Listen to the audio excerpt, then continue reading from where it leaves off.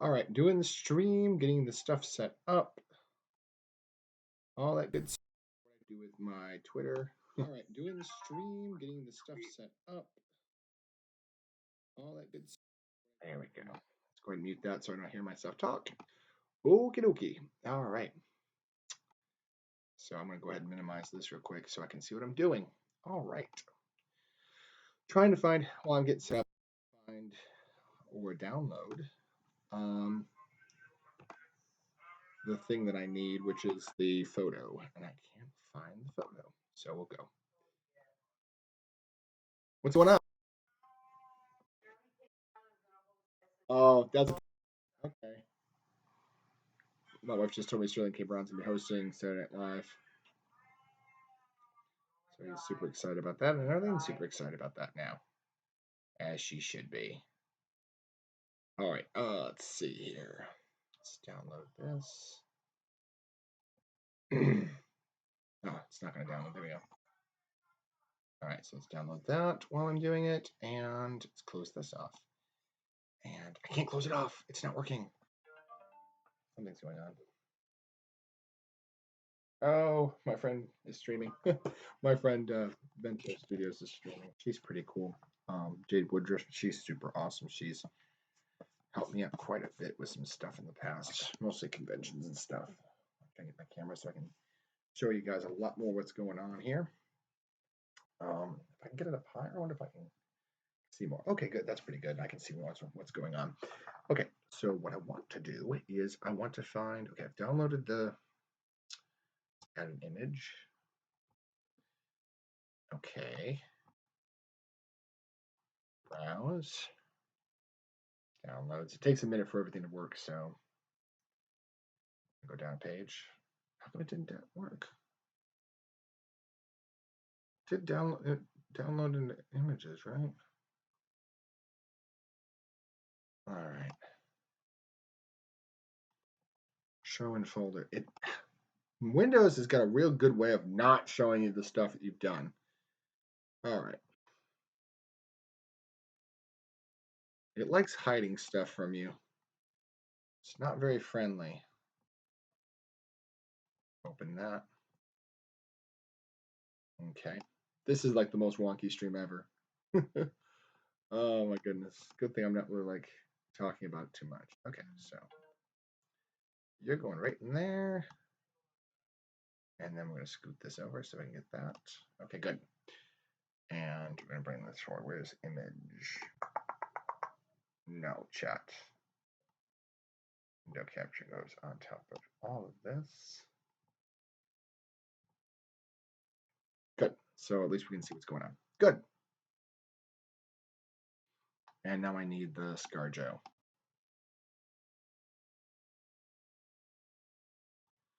Not like that.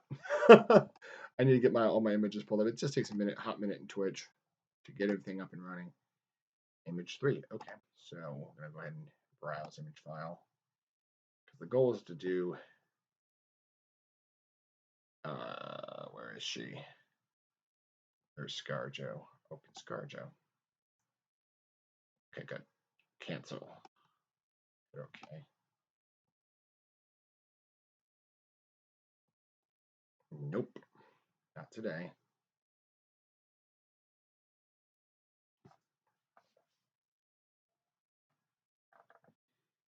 Okay, so make it smaller. Took all my money and my best friend.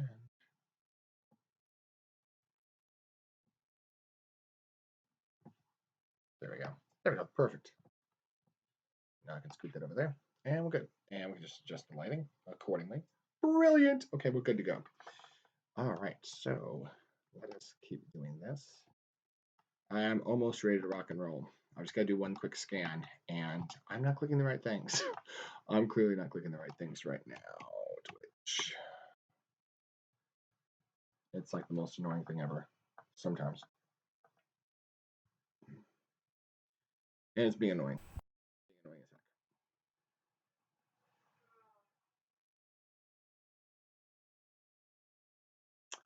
It's being annoying. That's okay, though.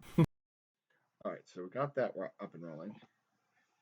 Now I just need to do my quick scan. So what I'm trying to do is I'm trying to get some things set up so I can stream these colors the coloring process. So this is the boring part where I meant to do this before I got on, but I want to get on at 8, so I jump on here. Let me pull up my camera so I can see what I'm doing. I have a streaming playlist, don't I? I intended to have one where I have a streaming playlist, so that one I'm doing this stream. The goal was to do like stuff that was not copyrighted, so I could get away with this and not get. So, yeah, got the sketch. The goal is to color layout. These three. These three.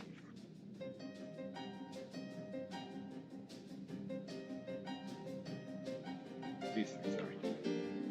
I had to pull my camera up so I can see this. Black Widow. She looks kind of wonky. Yeah. Doesn't look great. I might tweak her eyes a little bit more.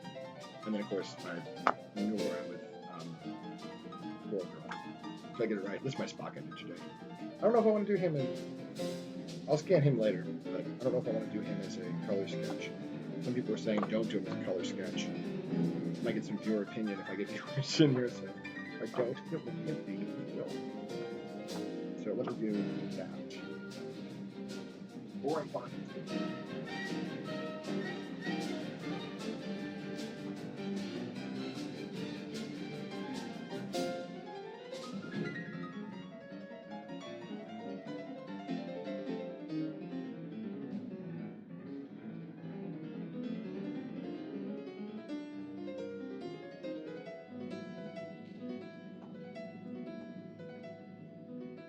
While I'm doing this, the most boring stuff.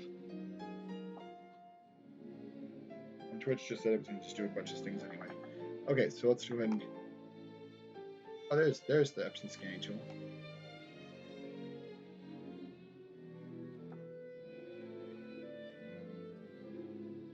I closed down my messenger. It's pretty big. I'm just going to throw a blanket of 300 dpi over the thing.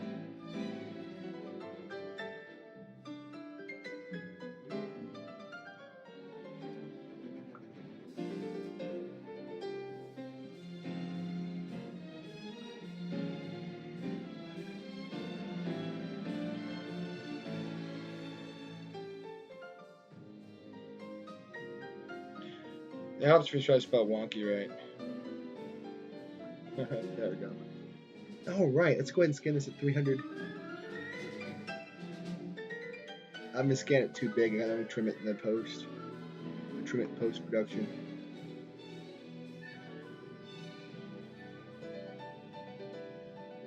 There we go.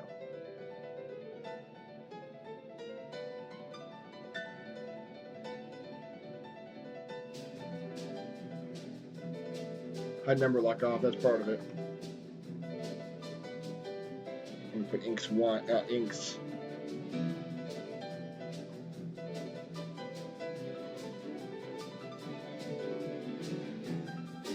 And I go ahead and scan the other two as well while I'm at it.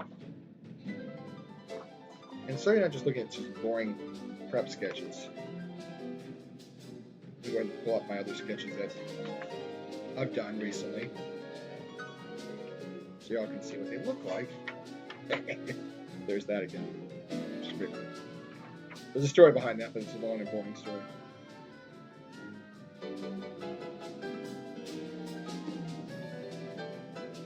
But let me leave those up so you while I get the last two scans.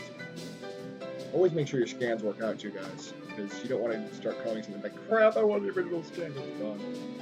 Oh, it wasn't any pictures. What?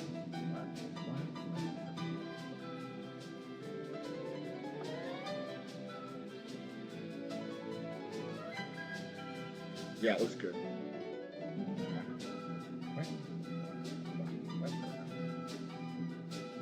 Okay, well, there's the Harley. We'll leave Harley for right now. And then I'll try to swap out with the other one in a second.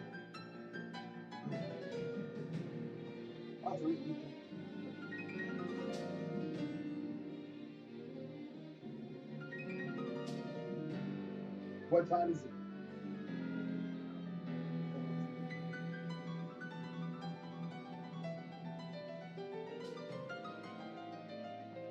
So there's that. Scanned and efficient. Alright. This is like I said, this is the boring part, so I want to get it all done. Preview. But while that's doing its thing, this is the Squirrel Girl, and that's the layout. The layout I'm pretty happy with.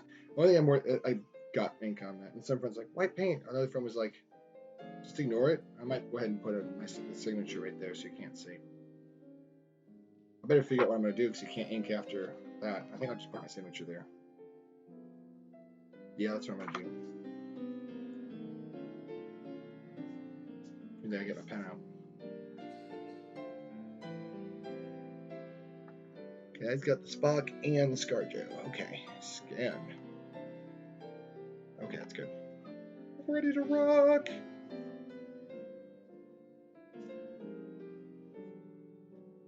Oh, let me show you the Deadpool. I'm gonna rate it. So blue.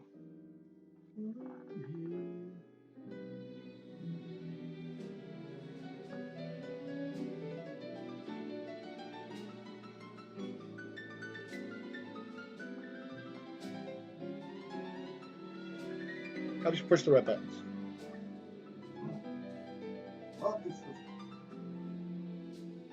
Craptacular. It's still scanning. Oh, yeah, I sent you a message. Hi, by the way. I sent you a message. I don't know. Yeah, I decided I was going to. I got a second win. Wasn't going to, but then I was like, I got a second win, so I think I will. And I was going to ask your opinion. I meant to ask you this. Your opinion. Yeah, and the music. I love this piece of music. I listen to this like more than I should at work. Like, it's great.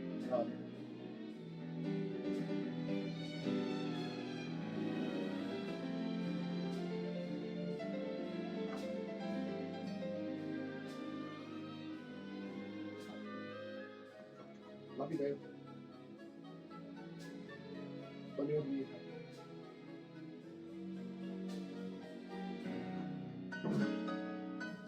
But hi. Sorry, I didn't say hi proper. I was so concentrating on scanning. Oh, sorry. Yeah, I was just getting these things. Just getting things straightened out. But of course, these are the 2 I did today. But my opinion is people at work were saying I should leave this as a black and white and not color it. And I've scanned it so I can do things to it even if I don't want to color it. Kind of crooked because of the way the camera's sitting.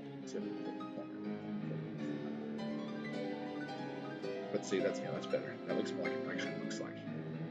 But people are like, don't color it. Leave it the way it is. And I'm like, should I not color it? Yeah, I'm scanning them so I can do 8 by 9, 6. I'm scanning them in case I want to do anything with it. Like right now, I've got like this one. I might just go ahead and scan just because I might do other things with it after I get done coloring this one. Because I'm gonna definitely color this one. But if I want to do anything else with it, I want to have the clean scan in case I want to monkey with it later, clean up some other stuff. I like the way they turned out because they might make good 4x6s. Because the thing is, the 6x9 is the same dimensions as a 4x6, so I can make glossy prints of them. Because Arlene's already said she wants one of the Deadpool. She's like, I want the Deadpool. I'm like, well, I'm selling the Deadpool, I hope, if everything works out.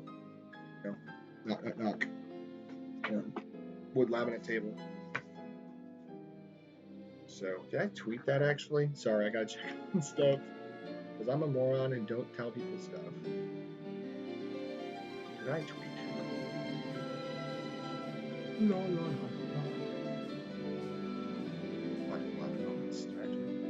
See, what I did was I tweeted it after I went live in hopes that it would actually tag the current. It didn't. Twitch is stupid. I don't mean that bad way. I mean, like, the way Twitch connects to Twitter is stupid. Because, like, I changed the title to say whatever it says now, went live, tweeted, and then it still says the old one. So, I don't know how to make that change. I was already live long before I tweeted. so that it would make sure it would have the existing one. I mean, what the heck am I gonna do? Twitch is being stupid when it comes to... I don't know if it's a Twitch problem or if it's a Twitter problem. I really don't know which it is. I really don't know which. Yeah.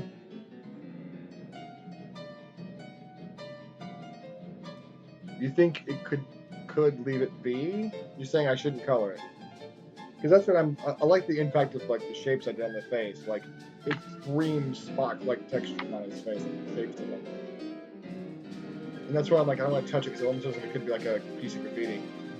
Are you going to draw like, yeah, well, I'm going to color her. Because I scanned her just for posterity.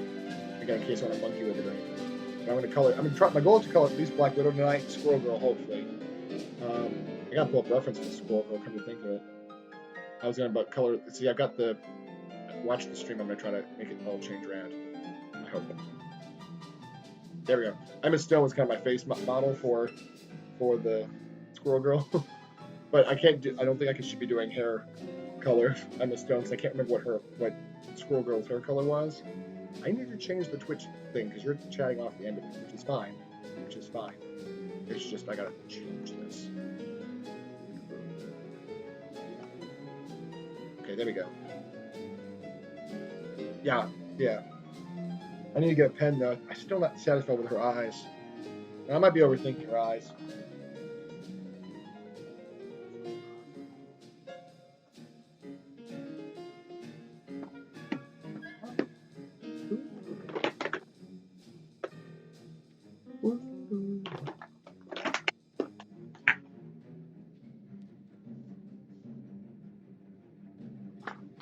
I'm happy though, because I'm starting to get a good mix. Like, I don't mean to draw just primarily women, but I grew up drawing mostly guys. So now that I'm like getting more and more practice with my skill, I'm like, okay, I'm gonna draw more women. So I've wound up focusing on that, even though it's like not a conscious choice as much as it is just that I need to.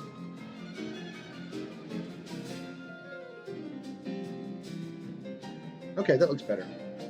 Her eyes are a little cross-eyed for a second. Yeah, that's better. I mean, there's a little crookedness in everybody. But I don't mean crooked like devious. I mean crooked as far as like classic example is Cameron Diaz. Oh my God, I'm not just Cameron Diaz. She's like, if you look at her, one eye's like that. It's like, once you see it, you can't unsee it. And I'm not saying she's ugly, but once you see it, it's like, nope. Oh, thank you. Thanks. Yeah, I think I'm going to do the color the Black Widow in, just because I think a lot of people don't know who it's supposed to be. And I'm like, if I color her catsuit gray and her hair red, I think it'll read more as Black Widow. Let me see if I can find my reference so I can pull up bigger. I always like leaving the reference up so you guys can see what I'm working on and what the intended kind of feeling of it is. What did I do with the Black Widow reference? Word puts it in a funny word. Microsoft Windows 10 puts things in funny places sometimes. Yeah, this is one of my favorite pieces of music now. I listen to it too much at work.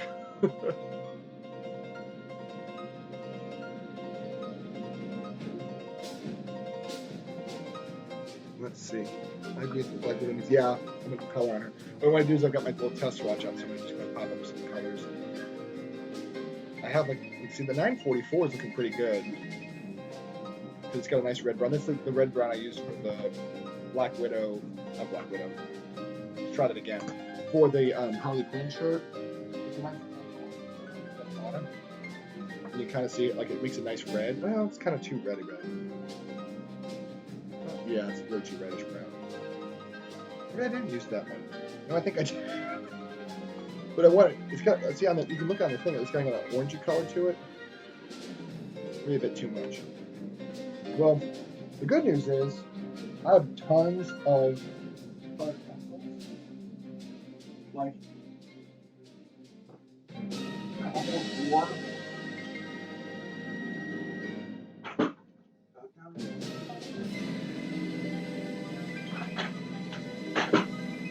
Fine, get them so you know. Collection. Plus, I need them handy. So like, sharpen them. This is like the end of it. And then we got, wait for it, all that. See all these drawings of just color. What's interesting is that like this one here, I'll put up the camera. I mean, if you look at it, that's got like a 1930s font for the number on it. It looks like it's like Art Deco. These are like from 1980s when my mom had them. These are actually my mom's old ones. So there's a little bit of sentimental value in them too, but at the same time they're made to be used, so I'm going to use them up. But let me get some. Just basically, I just reached my drawer, grab a mess full of colors, and I'll get the across. I have my color chart with me. I hope I have my color chart because I don't waste you guys' time when I go looking for it. This one is 9:45.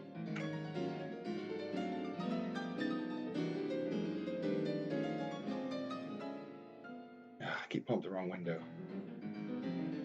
Keep meaning to pull up the Twitch one. Because I missed any messages. I missed any messages. I think I left it in the other room.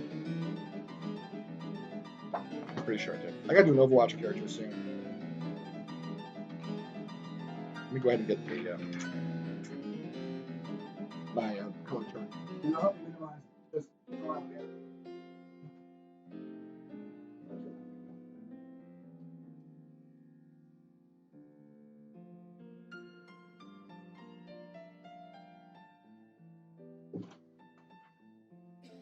All right, color charts.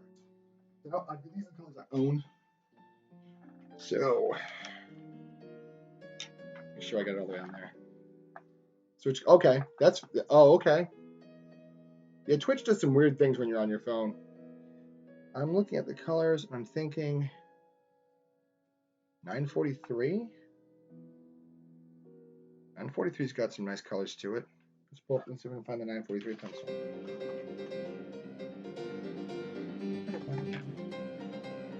Yeah, but I love this piece of music. Like I said, I was just like, I went all into this one. Oh, too much fun.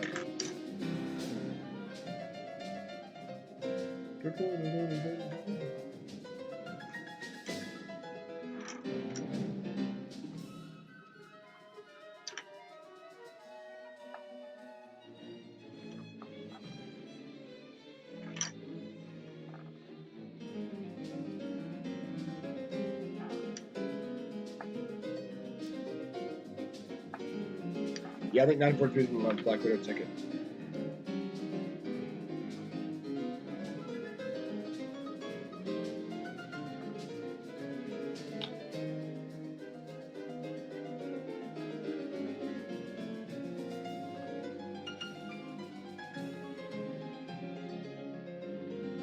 Okay, I need a darker one too because that's a nice color for it. God, I love her hair, her eye color.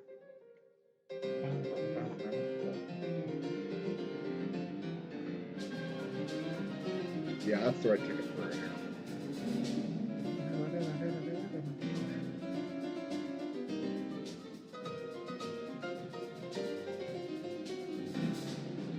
$947 number. Put this one aside so we can use that. Ah!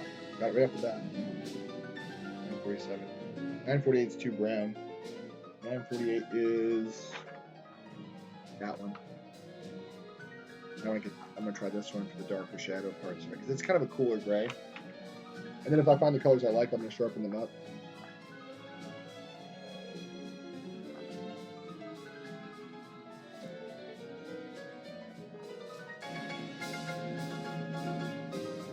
Now I set up my steps to do this week. So yeah, do it. What kind of bummed you want? I mean, I get it. I mean, I know how much it was. Luckily, I have most of my stuff mostly set up, so I have to do plug in everything, get everything set. But even that takes some time. It's just frustrating. Going, I mean, there's like cords everywhere. I've got cord going that way from my computer, cord going this way from my. If I don't, my phone's gonna die, and that's how I usually use my communications.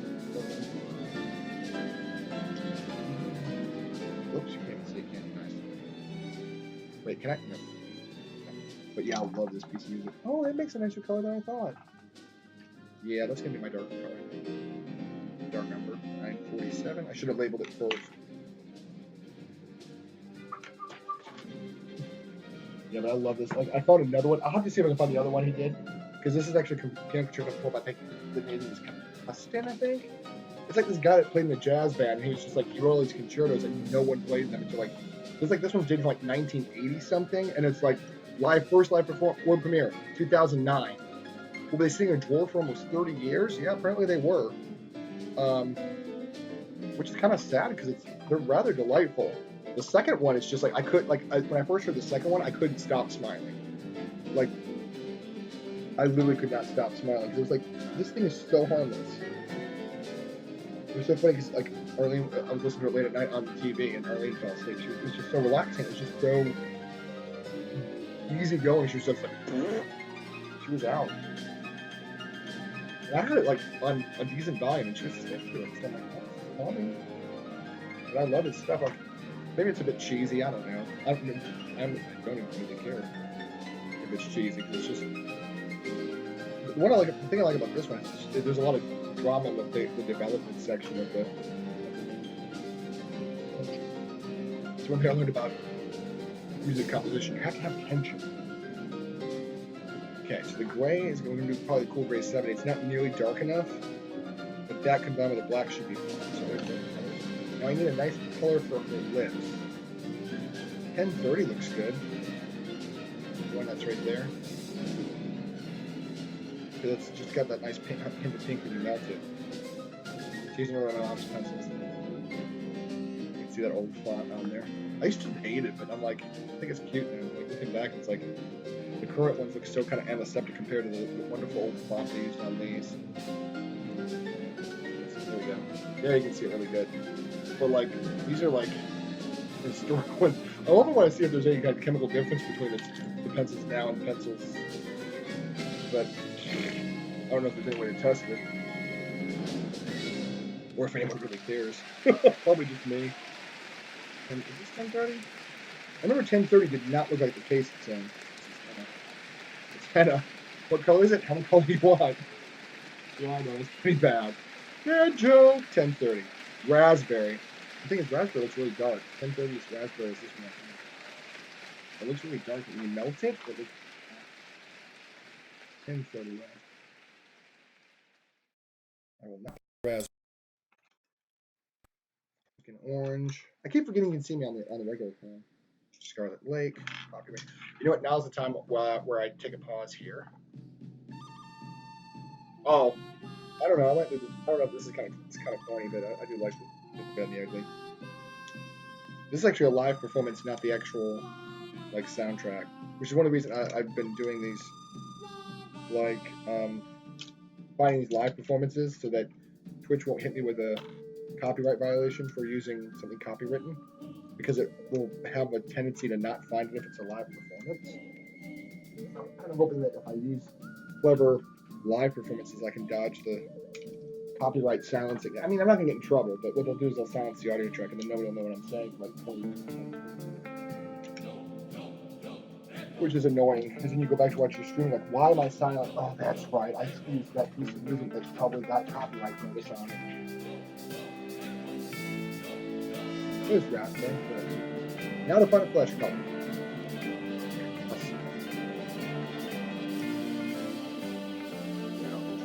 His piccata's not so bad. I like his piccata. See if the concerto number 2 is a recording or if it's an actual live performance.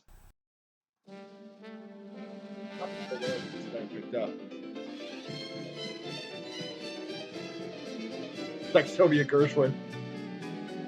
It's very Gershwin-esque, which I grew up with Gershwin and adored it. Like, I grew up thinking classical music would be stiff and boring. Nice. How am I? Let's see. The way you were about color choice. Oh, okay, yeah, I am. I'm like, I mean, this is something new. Like, Greg taught me. Well, yeah, he kind of taught me. You know, I'm gonna say, teach me it, or should I just ask a ton of questions? Well, I'll be taught. He didn't come over to my house personally, so this is how you will do it. But he showed me some things, you know, but he told me some things, like I asked him tons of questions, he answered every single one of them, and I'm like, good God, how you not tired of talking to me? 1085, peach beige. That's peach beige, way too yellow. You see? Gosh, this piece is just so great. Oh, sorry, it's way too low. I have to bring it out more. So you guys get a good view of that. There we go. 1085 is this one right here. Very yellow. Not good. I'm hoping to find this 1093 seashell pink. Because it doesn't look ginger root. Yeah, definitely not ginger root. That's way bad.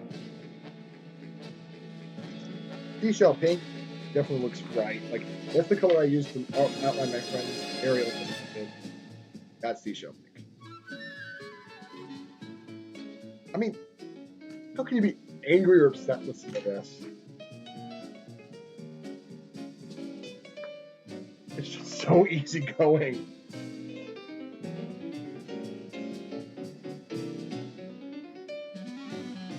Like I was saying, I was like, you could never be as hip as the fourth concerto, the one I just listened to. But I'm like, it's a piece of music. Of course, you can never be as hip as that.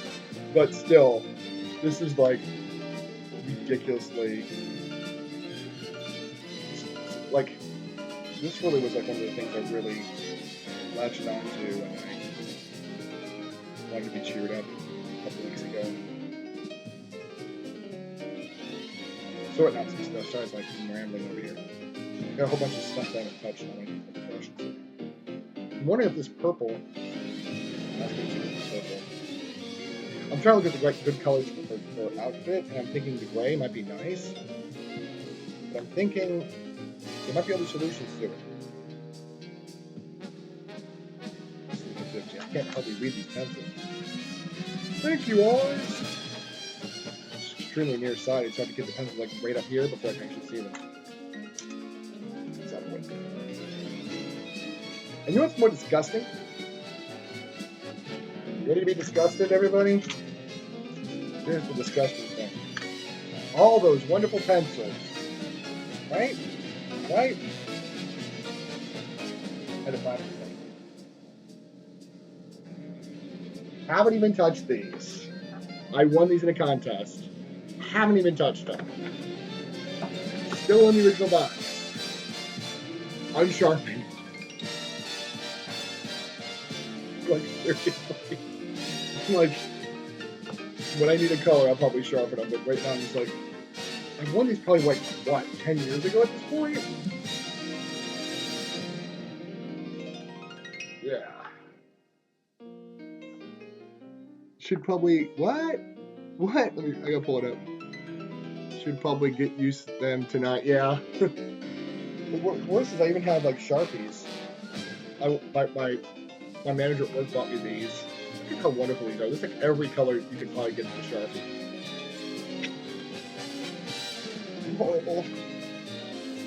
That's okay though. I'm gonna use these colors, probably. My only concern is I don't know. Black grape I think is gonna be too dark. But we'll try. We'll do a test swatch up here.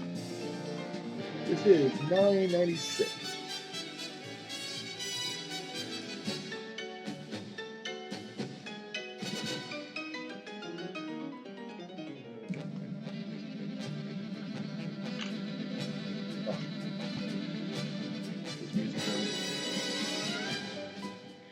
I promise I'll start coloring something shortly.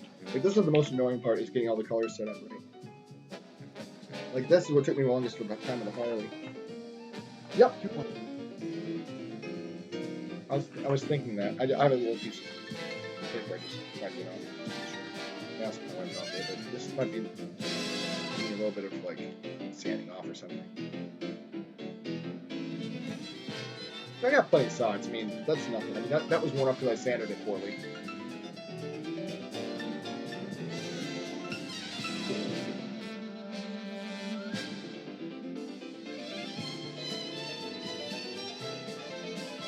I thought I could sand it off. Anyway, so that purple is not going to work. Let's try the blue I thought of. What did I try? Indigo blue? You already have a sample of that. Well, anyway. Oh, the seashell pink. That's what I'm talking about. See if it's going to be a suitable flush color. This is.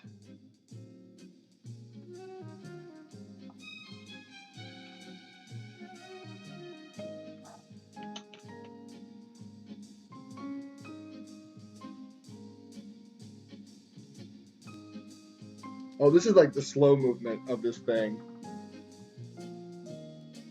Ew. There's like schmutz in this now. Or it's just that's the way it looks when it hits the paper. No, I don't think that's what that is.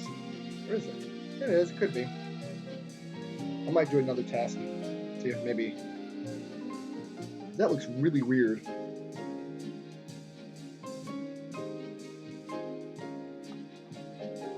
Try the other side of this thing.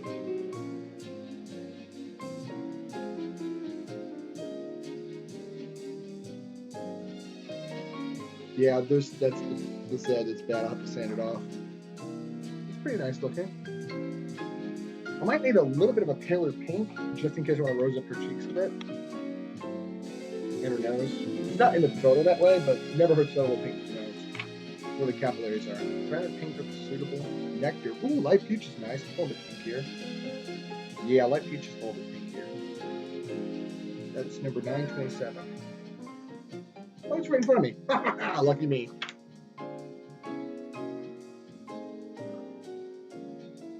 Oh god, this concerto though. What?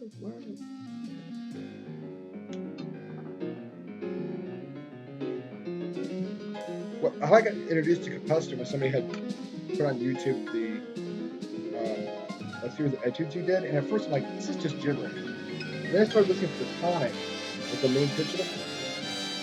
It's just, I mean, that sounds like an old musical. Oh, drop it. Nice! Is it, I always wonder, is a wig stand like a mannequin head involved in that? I'm assuming, I've seen some people shape wigs before. And I want to say it's like a mannequin head. Somebody told me, one of my friends told me that don't get if you're a woman, go ahead and get the male head because the male head is like way too big, way too small anyway or something. Or did they tell me the other way around? I think they make the mannequin head too small. I like that color better actually. The other one looks too pale. The sea salt pink looks pretty too pale. So out you go. Now I need an even rosier color. 927 is the blush color.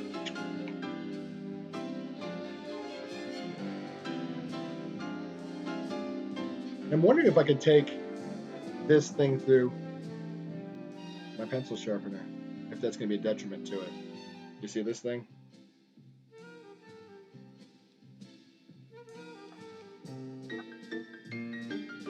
I don't want to break my pencil sharpener. Should I?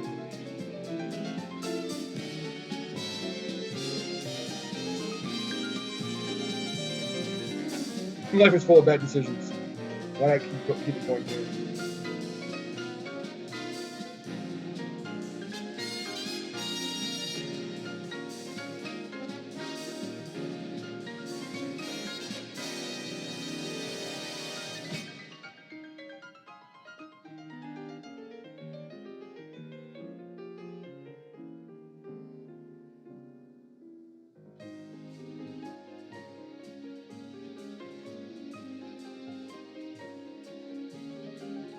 Isn't that just wonderful?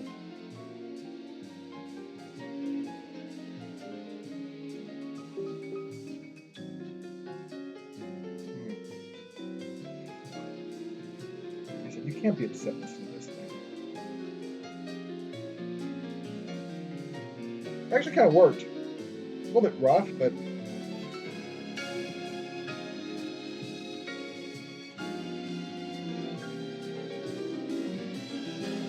I also realize this is just paper. These stumps are just paper. How is paper any harder than wood? I mean, seriously, it's not going to be. Hopefully, I won't get knocked for copyright. Or this all be silent. Let me see. So I have to keep pulling it out. Okay, that's what I'd heard. A friend of mine told me that. You have to get the male head because the female head is too small. It's like almost like a adolescent head. And that you get the male head and that fits the woman. Now I'm kind of screwed. Because it's like, okay, do you get a giant head now for the dude? bought a I bought a stand to fit the head on it so I can. Okay, so it is that you already had the mannequin head, and you're putting the head you already had on the stand. So you can do yours. Cool. It's a good thing I'm not streaming. I'm going to be on cooking a bit. Some people find entertainment watching such a. No, I wouldn't. It's good that you're not because, like I said, I made the mistake of streaming when I had a little bit of a anxiety attack. So, like I was going through a lot of anxiety, and I streamed, and all I could think about was how people weren't tuning in, and that's not a good plan because no one peeks in does not want to hear how no one's watching. Because like I'm watching the jerk. I shouldn't have done it. I'm trying to find another pink so that hope this isn't boring. I need to get some of these other colors. What I'm really missing is all these grays. All the grays at the bottom I haven't put on. Pink rose, blush pink. Salmon pink's too orange. Look how orange that is. That's way too orange. I might just go really light with the 1030. Let me do a test for that. See if I can get light enough to make that work. Go into 927. Which I think used to be called flesh, and now I call it light peach because flesh is kind of a. That's what I'm looking for. Unaware term. It assumes that that's flesh for everybody, and it's not. Heck you. Hell, even among Caucasian people, it's flesh color.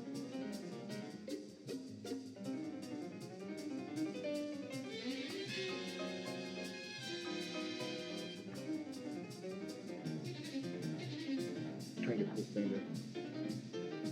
to be mashed down and not be dirty. Let that dry a hot minute.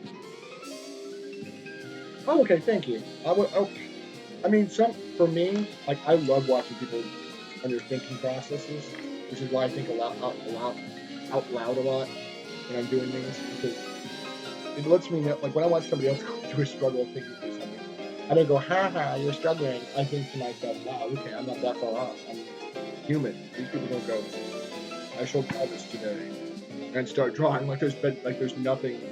There's thoughts and decisions. Wrong decisions, bad decisions, mistakes, and things that happen. I love seeing that kind of stuff. And I wish more people would show it. Social media is on for that. People jump on it, which is why I don't jump on it sometimes. I love seeing it all because that's kind of where some of the beauty is found in life. You know, it hits. I mean, it's what's different that makes faces recognizable, not just the same. The mathematically average face. I mean, you can measure somebody's face in a mathematically average face, and the mathematical face is still beautiful. But a piece of popcorn? Oh my god, there's a piece of popcorn. Lord have mercy. But what I think is interesting is that it's not that we recognize. We don't recognize the mathematically average face. We recognize how we deviate. That's what makes faces recognizable. Which I think is very fascinating. Once I made my color selection, what I'm going to do is really fast. Once I've made my color selection, I'm going to go through it and sharpen those colors so that they're good and sharp, which is the obvious reason to sharpen a pencil. Duh! You should turn the music down just a tad. Okay, fair enough. I can never. What I need to do is have an actual microphone. That is a dream. That is definitely a dream. Because then I can get the music in my microwave. I actually have a microphone. I might get it because I have a stand. I meant to do a test with it one time. See if I can put the microphone like right here so that I can talk into it and have the music loud enough that I can hear it. Because right now it's so quiet I can't barely hear it. But we all know the struggle. You know the struggle, baby, right? You know how it is. I mean, you know. That is not a you such a musical. You're like, as your friend, you're getting drowned out. Because we all know that sucks.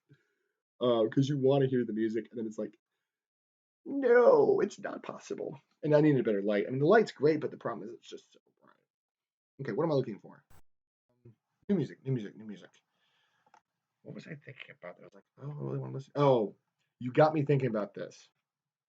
See, I almost put in Sadie by mistake. I have any Melda May stuff that's live? When you said car shows, made me think, and you like retro car shows and stuff. It made me think of, oh, there's a full concert. Lord. Huh. Well, I can't vouch for the, I can't the content, but I know who the singer is. Melda May. She does like rock and roll.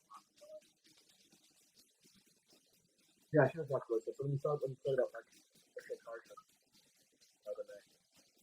Good concert. I put it in my stream. My streaming for it. I served that and one other college test specific at 10:30. 10:40.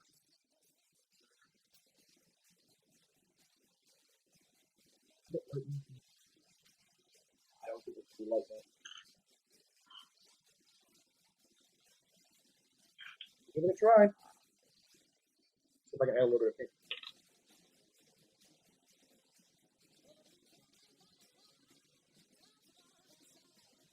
Ooh, that's so strong. I don't know if that's gonna work. A little strong. Might you might be right about the colors in the box. The one's done okay, but I don't think I can get that light enough that I can not make it look like a big pink stain. But this is perfect. Ooh.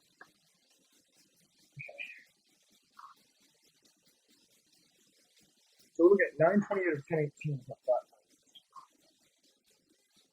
Watch the window to a historic event, folks. Sharpening pencil stairs. The colors are on the back. 928. Boom. 928. Close to 927. Is anything on this chart? Oh, there it is. 928. Oh, they're by number. Oh, some of these are. There's a series called Deco, and they're all just running up.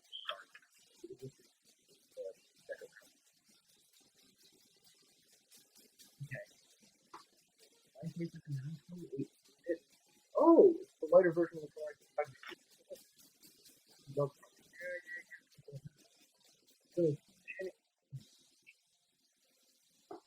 Well,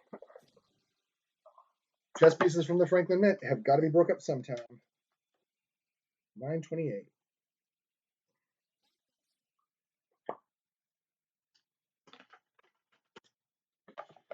Oh, I'm gonna hate doing this. The OCD in me doesn't want to do it, but the artist in me says I must do this. Oh, OCD kicking in, OCD kicking in, OCD kicking in. Oh, I gotta do it. Okay. Oh, ouch, ouch, ouch, ouch. Okay. OCD really kicked in. I broke up the set. No. Okay, good. Now that that's over with.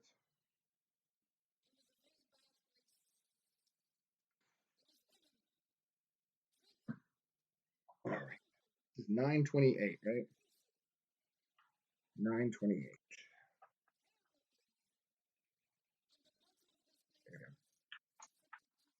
Something texted me or notified me. Somebody else is streaming. Um,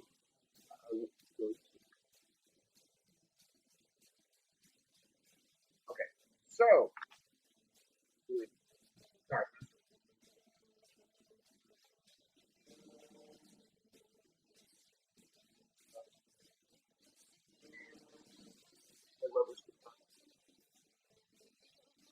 Oh, that might be working out.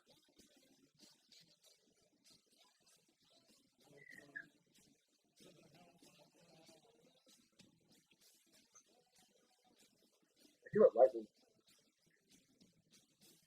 So let's do one more test. Again.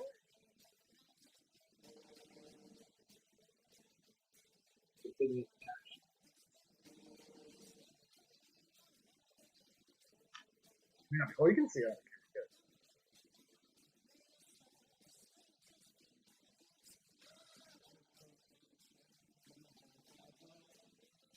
Oh, the health part. You're doing great things. You're really. Oh, you're still working on it. Okay, that makes me happy. That makes me happy. If you're still working on it, like I stream mostly because one is boring, by yourself.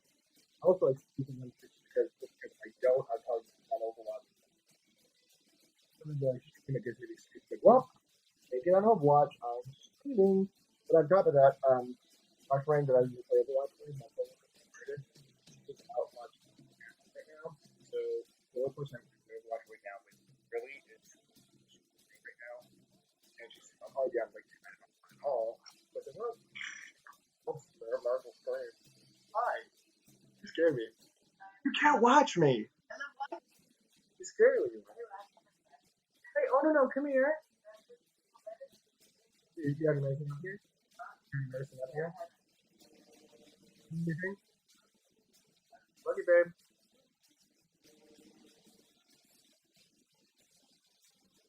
That was Darlene, of course. Yeah, I was looking through some photos of that.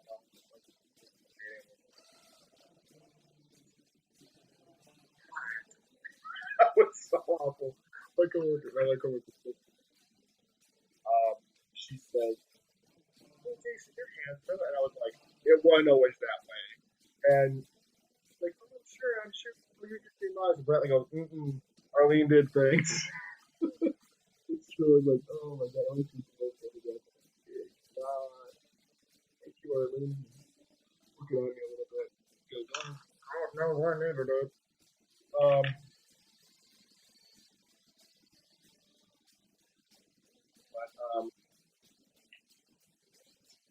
but, oh, I figured Sadie you probably can still hear. Um, oh, perfect. Perfect. I can rose you up the ends. I need to rose you up without making it too much of a disaster. Perfect. I need to worry about the blue gray of her eyes. I mean, I'm going to, but I mean, I'm going to figure out if I want to. I'm assuming 1024. I'm assuming you can hear me still, and I don't need confirmation. I think you probably can. So keep working on the wig. Um, but like basically, like they're on the what I'm like, homeschooled and with the children. So what's saying it out loud and looking at that, typing it out. It's funny. Well, like I said, I was very conservative. Um, Not super conservative, but I was still kind of a pick out new colors for this. Um, I had this idea. I was like, maybe out my first piece my artist. I had one not really.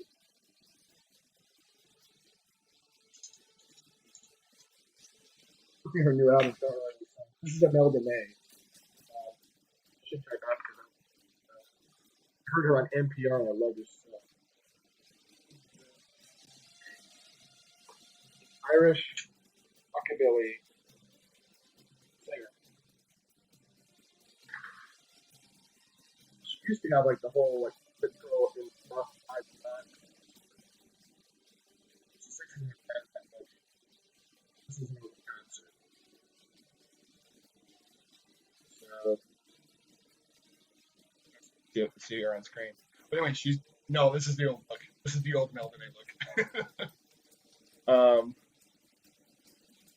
But she's basically imagine she used to be like a burlesque dancer, and then she's decided to sing for burlesque dancing, and then she decided to give all that up and just do singing.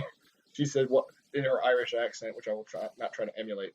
She said that she was singing one time. There was this girl that was doing angle grinding, and while she was singing, like when she was angle grinding, not angle grinding, the thing where they have the metal plate and they send sparks flying.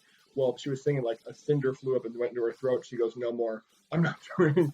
I'm not going to do any more singing at burlesque and those sort of variety shows. No more." Because she took a cinder down her throat, a burning hot piece of metal. What is it called? I guess splinter. And she says, "Nope, no more. Not going to sing any more of these shows." So it's not like she doesn't like that sort of thing because she's like, "Oh, I used to be a burlesque dancer." She's just like, "But no more. I'm not risking my throat."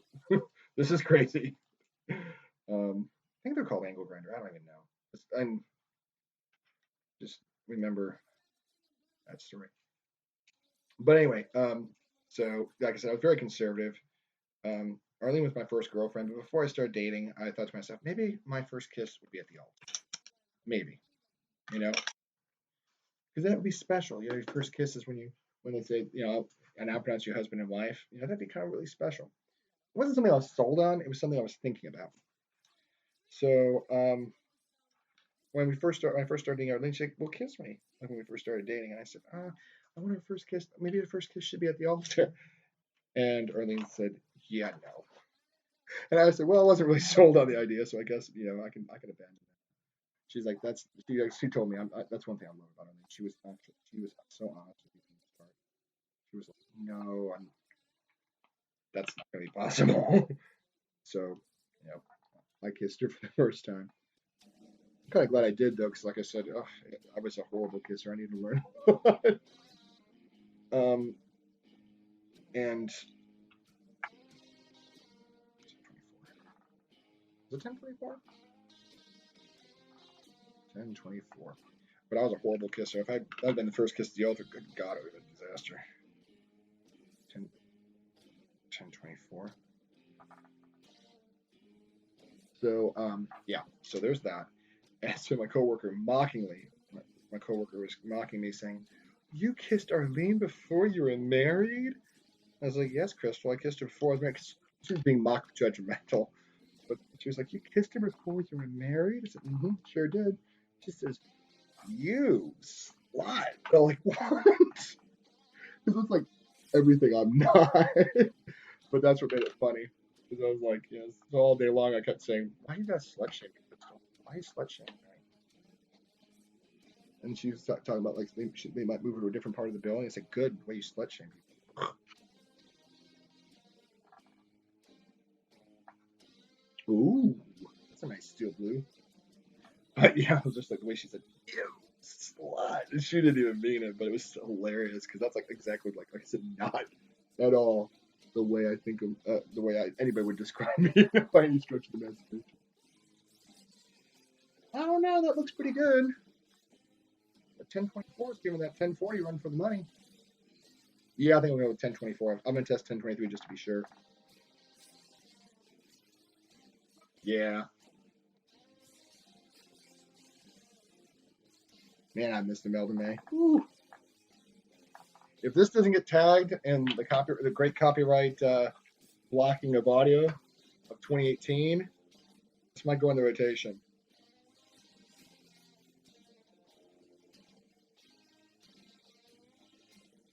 Her band's pretty awesome. She did when they did the Les Paul tribute at the Grammys. She was part of it, and probably half the audience is like, "Who?" And I'm like, "It's Imelda May! Heck yes, the perfect person to do this." And everybody's probably like, "Who?" 1024 is where I might go with. Yeah, 1024, and maybe a touch of indigo color. 1024, and at 1022 is looking mighty nice. Where's 1022? Is this it? That's 903. Chokes. I don't. 1022. Yeah, 1022.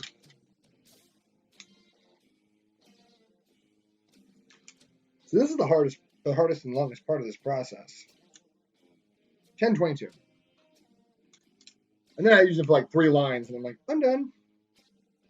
1040 was the disposable one, so was 1023. Yeah, those are way too light. Okay, I think I can start now. I've got the eye color and everything done. Okay, good.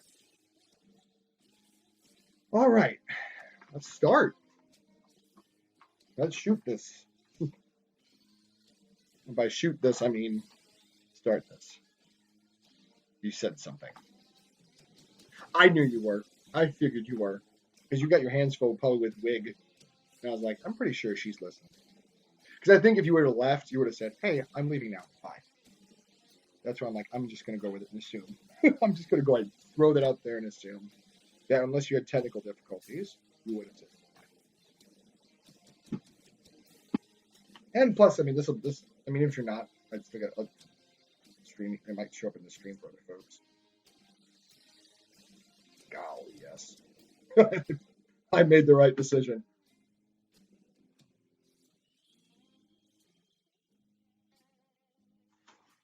But yeah, Imelda May is my joint. Well, this and like there's another. I mean, I like a wide variety of music. I like good music. I don't like repeat the same thing 20 times. Yeah, coloring. Finally coloring, right? After 20 minutes of me picking, well, what, 40 minutes of me picking colors and scanning stuff for our last hour. Black grape. Dark umber. I'm trying to get the hair colors sharpened up so that they're nice and sharp. That's the one thing I've learned is that it's best to. Did I sharpen this? Yeah. Start with a sharp pencil color lightly because there we go. My wife says that Eileen says that this pencil sharpener makes sexy points. I just bought it in Suburban Paint, and it's beautiful. Look at the point on that pencil. I think it says that's a sexy point.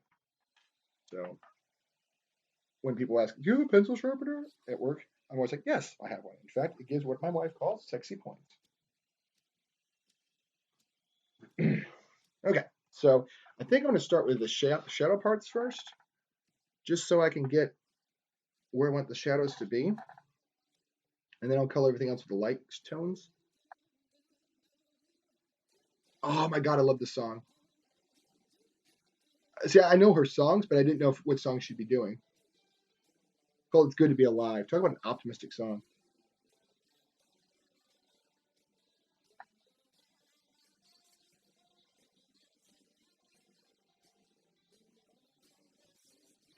It's kind of an interesting thing. It's like she has a song called Proud and Humble, and it's like talking about like her life of being like, well, it doesn't really talk about her life being a burlesque dancer because it kind of implies about it.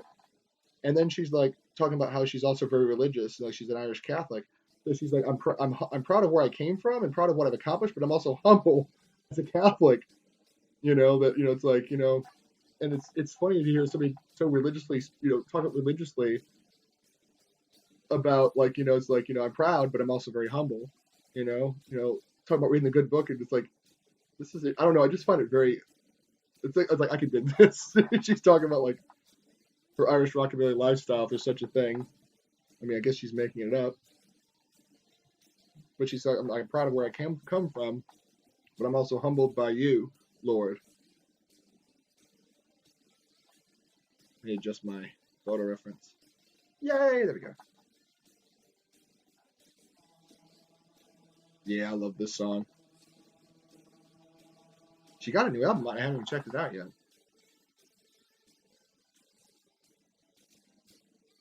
Said, oh my God, it's good to be alive. I mean, the stream does not need my singing. Too bad. Too bad. Good to be alive.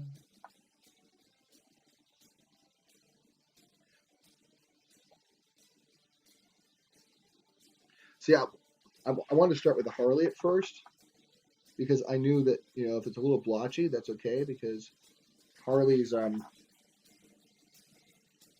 look is kind of blotchy and smeared and, cried in mascara kind of deal. So I was like, this is going to work pretty good. That's why I was like, let me start with Harley first. So that, again, it would be kind of like a test run.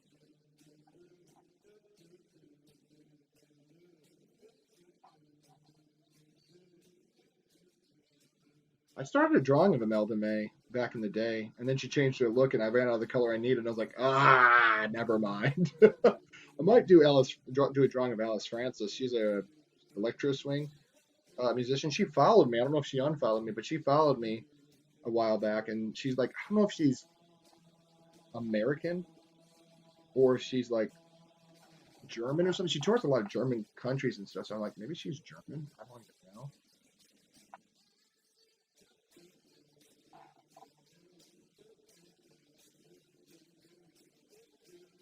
I mean, how much more wholesome can you get than a song that says, oh my God, it's good to be alive?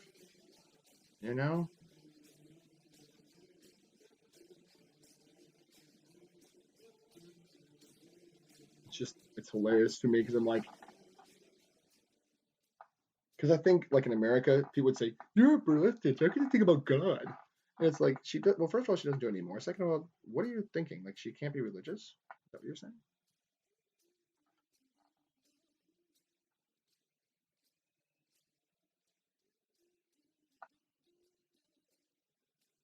gosh, I love her music. Like I said, I heard her on NPR and I was like, oh my goodness, who makes music like this these days? I need to start sketching again. Yes, you do.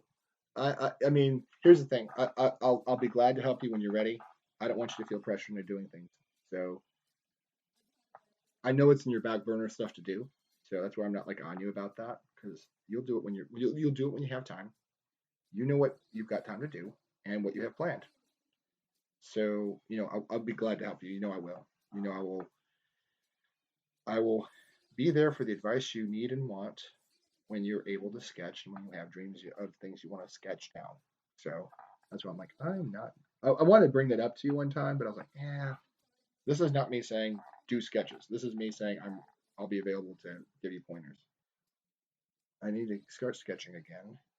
If only my drawing desk wasn't buried in freaking cosplay. I know, but the thing is, like, the funniest part is, like, my studio is a disaster area. You're seeing the best parts of it right now, everybody.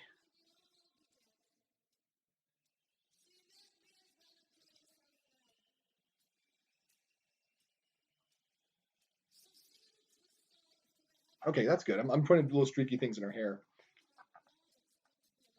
Oh my god. I'm just thinking of this inappropriate college humor video about this guy um selling what is it? Christmas ornaments at Christmas. I wish there was a place where jerks like this could buy some decent Christmas. It's like, no, this would never have made it to the light. It's shot like it's a cheaply made local TV spot. And oh, she's doing the sing along part. Oh my gosh. I forget she does that in the live shows where she'll be like, okay, guys, it's good to be alive. Let's sing along. And it's not like singing along, but she really is passionate about that song. Like to her, it really, honest to God, represents a dark place in her life where she was like, this is the end of everything. She's like, no, it's not. It's you can keep going on. It's good to be alive. And it's just like, oh, I love this song because it's so positive. Plus, she can freaking sing. That lady can scream and belt. She is such a talented voice. Like, don't get me wrong, I love Amy Winehouse and everything, but Amy Winehouse pretty much had a bad voice and knew how to use it. She's got it. Melda May's got a great voice and knows every angle to make it sound good, bad, rough, smooth. She's just like amazing.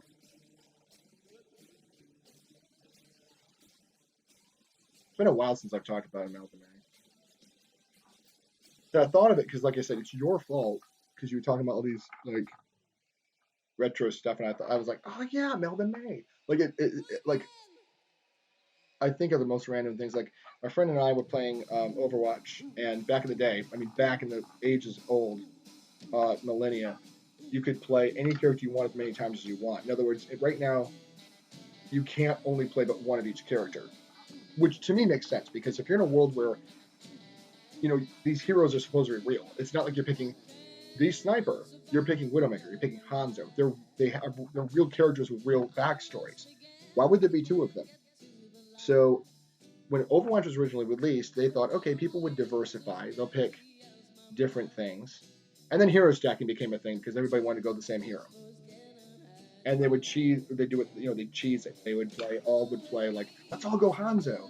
Let's all go Diva. And they would cheese it. And people that were trying to actually do something serious would get stuck by people doing 6 of the same thing. And some things work really well. Like six divas on attack is ridiculously overpowered. Because Diva is basically, I mean, Sadie, you know Diva, but for those that don't, Diva is basically this little 19-year-old Korean girl in a several-ton mecha. Which means, and the thing is, to kill Diva, you have to basically destroy her mecha. She pops out, and then when she pops out, you then have to kill Diva herself. So basically, you get a lot more health than you'd expect. And that's the thing. A lot of people go, Diva's weak and she's not good. And it's like, you do understand that you basically have destroy a 400 HP mecha. I'm sorry, 500 HP mecha. But it already has armor on top of it, which makes it even harder to destroy. with even more HP, because she's got 150, so she stacks to about 650 to destroy her in total. The thing is, if she survives out of mecha, she gets summon a mecha ability, where she brings in a new one. So then you have another 500 or 450, whatever it is currently, XP to burn through to get to the baby to kill her off. Because you cannot kill Diva in her mecha, because all you're doing is destroying the suit. So the suit acts as armor for her that she can tank her way through things. The thing is, her mecha is paper now. Like, if you really want her out of mecha, you can get her out of mecha. That's why I laugh when people say, Diva's too powerful. It's like, if you really wanted her out of mecha and you had skills, she'd be out of mecha. MEK, by the way, mecha is not like MECCA, for those that don't know, it's not the it's not the religious connotation of Muslim worship. Mecha, MEKA, represents the mechanized exoskeleton of the Korean Army. MEKA, like a mech suit. So it's not anything bad. It's not anything Muslim related. So it's not insulting the Muslim culture. It's a mech suit basically, but they call it a mecha because it has what do you call it, an acronym, like SCUBA or NASA. So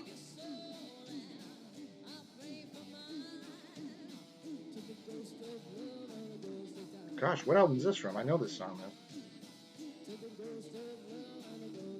A lot of these songs I have known, I just haven't heard them in a while. But anyway, so you have to destroy the mecha suit to get to Diva. I put her looking the wrong way. I just realized I have her looking this way, and she's actually in the photograph. She's looking. I have her looking the wrong way. Oh well. I don't know. I didn't even think about that. I guess I was just like, I just drew, like I just sketched the face. And I drew the pupils. I mean the irises any way I wanted to, and didn't even realize I'd sketched the irises going the opposite way. Oh well. Oh, since I met you, baby, I haven't heard this one in forever.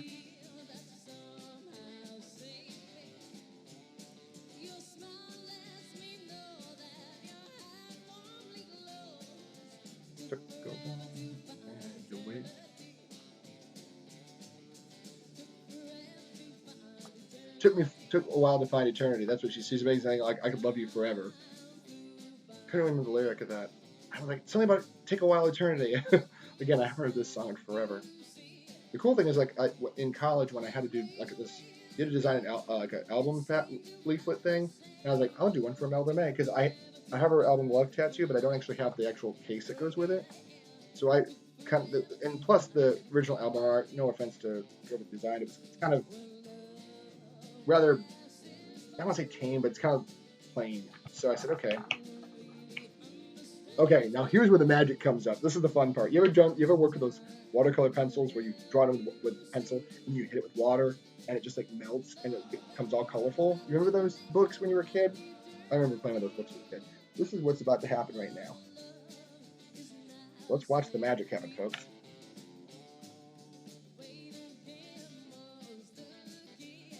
Okay, I need a little bit more. Plus it takes a little while for it to get going.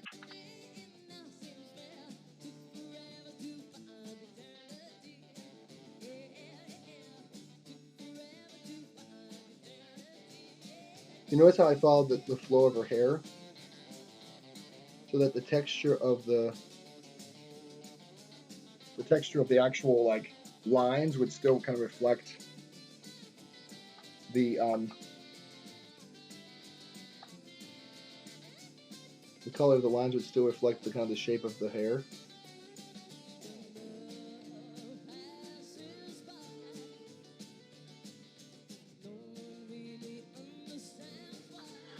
Whew. See how much this is much richer than the color around it. It just works so great. Well, this worked out pretty good, I think. Hope I'm keeping you company while you're doing your wig, Sadie.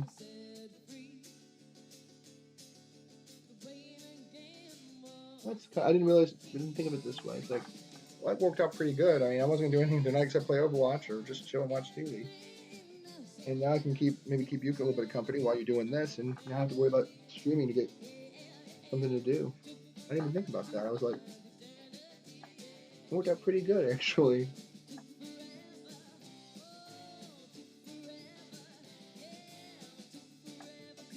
I like that curl of that hair.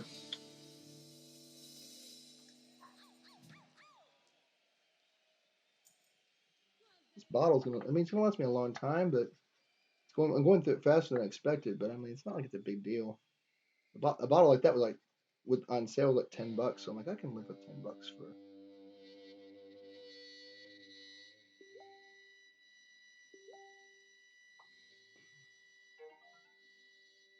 I have received a photo from someone. But see, like it still retains a lot of the texture of the original pencil. But I mean, on the stream, it looks a lot rougher than it actually does in real life. Still not exactly smooth. But that's okay though, because I was kind of hoping when I first asked Greg about this technique, Greg Bill about this technique. Let me not mumble my words because I try to talk too fast. When I first asked him about this technique, I'm like, please, I hope it doesn't ruin the pencil texture completely. Because then I can just, you know, why am I doing this at all if I'm just going to ruin the pencil texture?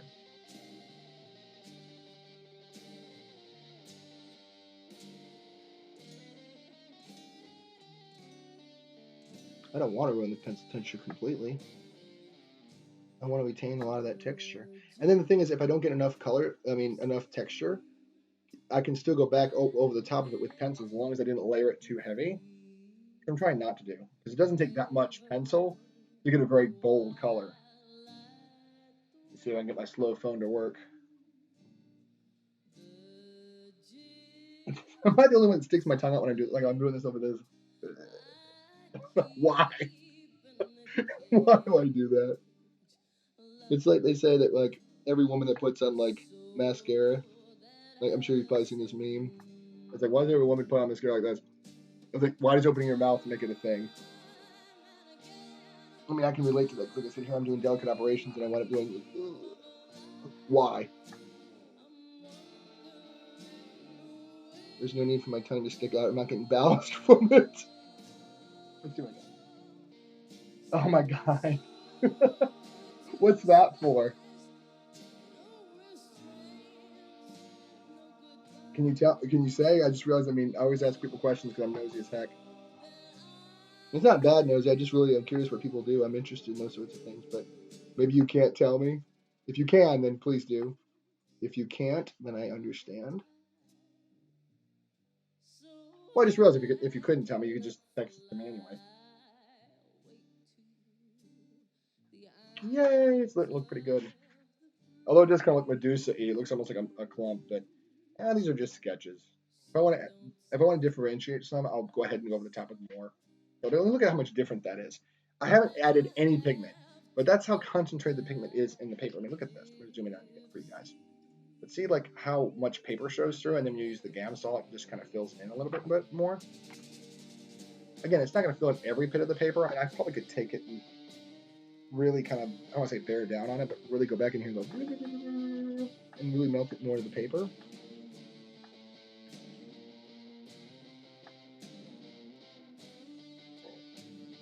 Excuse me. Gross. And one thing I'm really extra careful on is those edges. Making sure I get it into the very edges.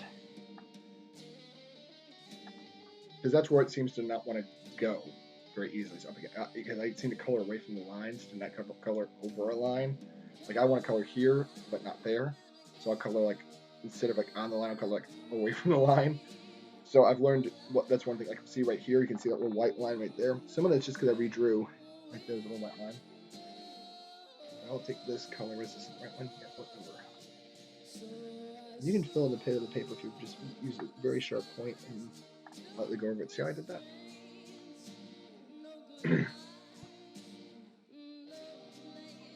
This thing is really craftsmanship. There's an art to it, but there's also a degree of craftsmanship that goes to making these things look better than just slapping color down. Been watching a lot of Star Trek, and I found out there's a channel on the extended channels, like when you get the antenna, the digital channels, like 28 point whatever. In this case, it's 28.5, called Heroes and Icons, and they run like Incredible Hulk, Swamp Thing. I didn't know Swamp Thing was a TV show for a while. I mean, I know it was a comic, but I didn't know it was a TV show. They'll air Xena reruns. They'll air what's the name of that guy? Hercules reruns, and they'll do a Star Trek marathon every night. 7 o'clock is the animated series. 8 o'clock is Star Trek original series. 9 o'clock is Star Trek Next Generation. 10 o'clock is Star Trek Deep Space Nine. 11 o'clock is Star Trek Voyager. 12 midnight is Star Trek Enterprise.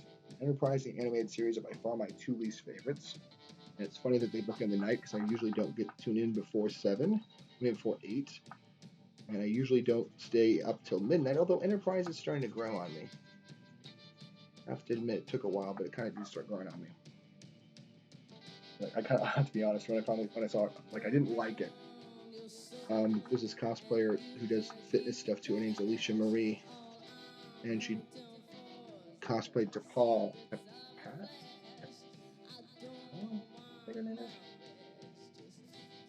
And I was like, who cares? And then I finally started getting Enterprise. Like, oh my gosh, it's T'Pau! Like I could tell I was starting to get into Enterprise because all of a sudden it went from being like, meh, it's that girl from Enterprise, to be like, oh my gosh, it's so-and-so, it's T'Pau from Enterprise. T'Pau. Sorry about that. Most Vulcan names start with T. It's funny, most Vulcan names start with T, except the most famous Vulcan of all, Spock. Because roles. What's funny is that T'Pring, I think that was Spock's like betrothed wife in Amok Time, and like the woman that played her is named Arlene. Oh, what's her last name? Arlene. She just died of a heart attack recently. Oh, I wish I could have met her. But she's another Arlene. It's like, it's like, that's one of the reasons I like Harley Quinn so much, because the actress that inspired her is Arlene Sorkin. Arlene. Now I'm drawing a blank. But that's the reason why I have this Harley Quinn thing, because it's like, oh, and Arlene inspired Harley Quinn. That's why she's called Harleen Quinzel. Duh. Not just because she's Harley Quinn, but the whole idea was, I think it's Arlene Sorkin. But, oh wait, sorry, you have sent me a ton of messages. Caught my cat in the cosplay room sticking my wedding dress. Might be National Pet Day, but he's on his way to be a dead cat. I mean, it's funny the way you put it. It's not funny. No, you're fine. You don't have to apologize for that. I mean, you had to basically fight the. I mean, this is like, remember I said the first installment was India, was Sadie, Sadie by design, and the quest for wedding dress. Well, this was, I guess, Sadie and the Cat of Doom.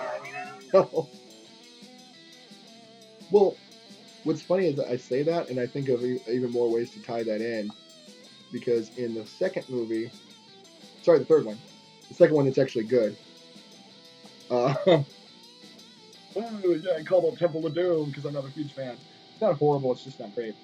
It's funny because he says that his dad, Sean Connery's like, there was rats. My dad hates rats, because the joke is that Indy himself hates snakes, and they made it that his dad hates rats.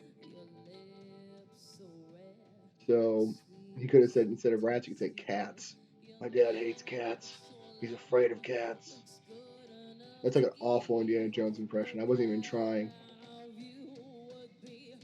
Although I do rather say I'm like a bad penny. I always turn up all the time. Like, people will say, oh, hey, Jason again? Yeah, it's me. I'm everywhere, aren't I? Like a bad penny, I always turn up. Hey, if I would be anybody, be Indiana Jones, I guess, right? Or Batman. That's what they say. If you can be anybody, be Batman. One of my favorite memes I've ever seen, I'm probably rambling quite a bit, but one of my favorite memes I've ever seen is, and there's variations of it when I saw it. It's funny. It says, they say dress for the job that you want, so why am I in the HR office dressed as Catwoman? I just think that's hilarious. Oh my god. That tickles me more than it should, but then I laugh at dad jokes, so what can I say?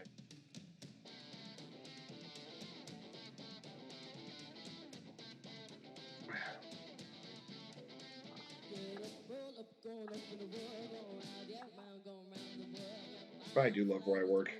Even though sometimes things can drive me crazy at where I work, but I got a pretty good amount of people. Like one of my coworkers, his name is Clyde. Um, One time I showed him this video for both for humor and just I don't say professional purposes, but just kind of there's a video of Orson Welles, who I love Orson Welles. I'm not knocking Orson Welles anymore. I adore Orson Welles as an actor and as a director, and it's just if you listen to him talk, I could listen to him talk for ages. Just his voice, how he says things, he just has that manner about him. I'm just like I could listen to you read the weather. It's like today. Like watch if you don't believe me, just watch F for Fake, which is a rather interesting movie about frauds. It's a good movie, but the way he reads, essentially, a documentary type material about this guy who basically it's about a fraud, a guy who. This is the crazy part. He made all these fake paintings that he claimed were Dutch master paintings he'd found, but actually he faked every single one of them. And the guy who wrote his biography, he was like, I'm fascinated by that guy. The guy who wrote the biography on the guy was the guy who wrote the fake Howard Hughes biography. So Orson Welles was like, this is too good. We got two fakers. We got a guy who wrote the proposed Howard Hughes biography. It was like the last authorized words of Howard Hughes. Oh, it was made up apparently. He just researched Howard Hughes and made up the rest of it. He figured he was such a recluse, who would ever catch him on the lie? And he was right because he went uncontested for quite a while. So it's a dual movie about two fakers. The guy who wrote the fake Hughes biography and the artist that faked all these Dutch paintings, who just happened to be that writer's next biographical subject. Oh, that was the second movie that I had. Okay, that's what I thought. You said something about that, and I was like, I'm not sure. Alex I know. I keep thinking some other dude you're talking about, but Alex I know Alex that I like. He seemed like a nice guy. Alex that I couldn't stop boasting about how awesome a guy he seemed like he was. Alex. He should have seen me at work that day. The next day when I went back to work after that Sunday meetup, I was like, I met Alex before. I was like, I hung out with the really coolest guy this weekend. I always heard good things about him, but it's different hearing good things and seeing what a person's actually like. It's not the same thing. Reputation's a lot, but there's a lot of people I've seen that are like, I heard good things about so-and-so, but, they're not really that good of a person when I met them. And I hate that when that happens to people.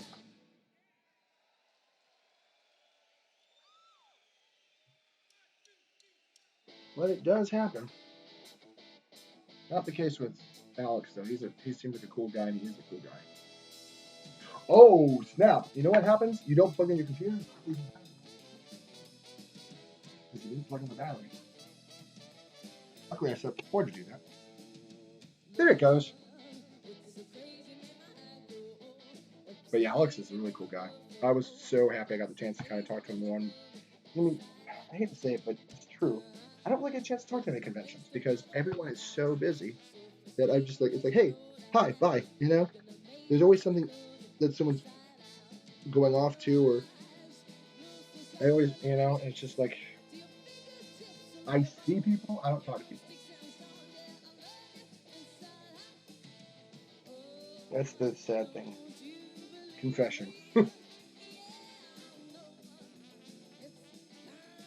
And I know people got things that they've been planning to do, and the one thing that we're planning to do wasn't necessarily come say hello to me, because they may not know me. But it's like when that's my one chance to actually see or meet anybody, it's like, well, that went out the window.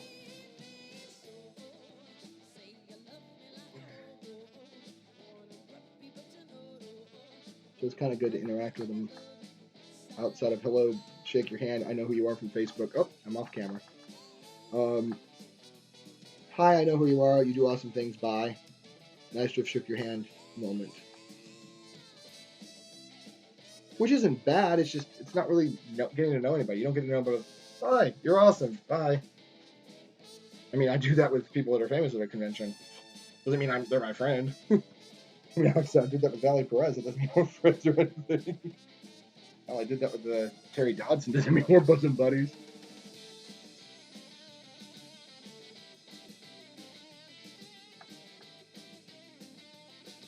I mean, you're not gonna, I mean, some people, that is how it's going to be. It's just going to be high and by, and that's it. But it's just like, making friends outside of work. How does that happen? Anyway, I'm getting off on a stupid tangent that I won't go off on.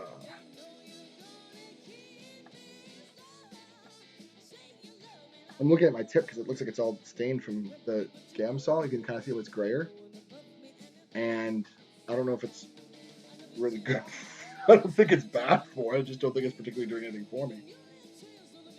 It's probably because it's wicking back into it. I just want it to be effective at the tip. I don't care if it's going back into it as long as I can still get effective use out of the tip of this thing.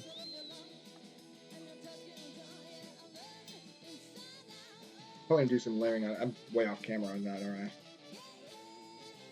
It's okay, I can always hit it with a little bit more lines afterward, just to give it, and it'll give it some more hair texture. I might darken some parts of it. I don't know. We'll see. Do I want to do the flesh colors? I'll probably need a darker flesh color now that I'm looking at it. Because if I do it all one shade, it may not be very effective. So I got the pink. What did I opt for on the flesh color? Wasn't it 927? 927. Where is that? Oh, I got to put 928 on my chart now that I've sharpened it. Now that I've gone ahead and broke up the set, the collector's set from the Franklin Mint, I can actually add 928 blush pink to my repertoire of possible colors.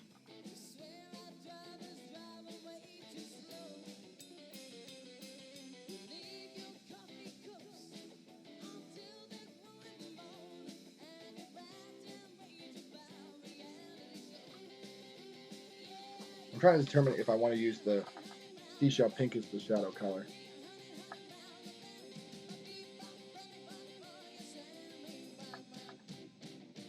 Oh, sorry.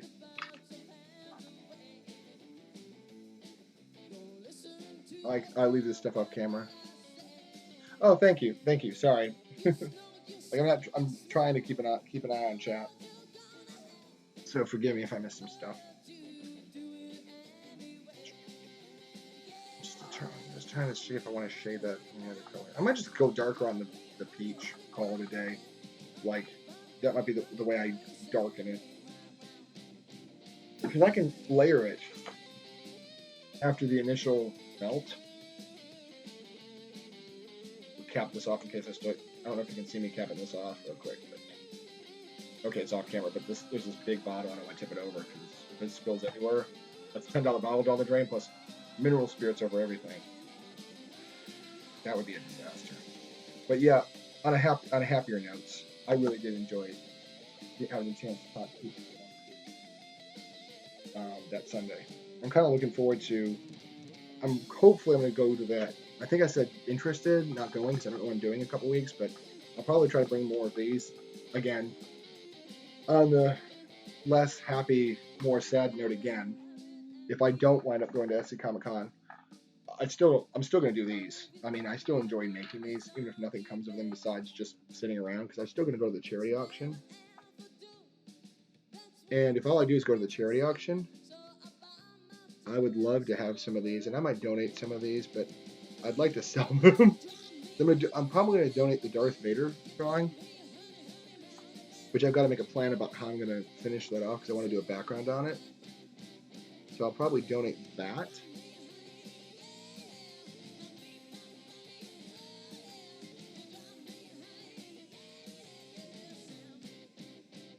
And then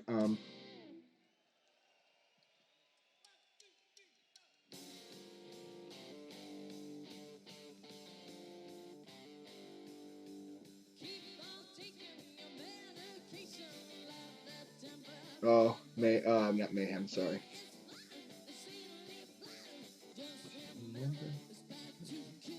Psycho, that's what it's called. You even have a guy howling. That's a nice touch. Like for one album, it's just Mayhem. It could literally be like a Halloween album because there's all like different tracks that, especially this one, Psycho, because it's like More like it's like it's about as frightening as Monster Mash. It's not scary at all.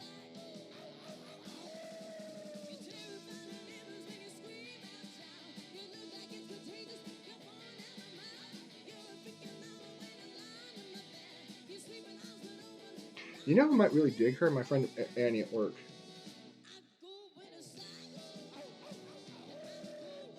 Like in the original track, you don't have that guy howling, but that's still pretty fun.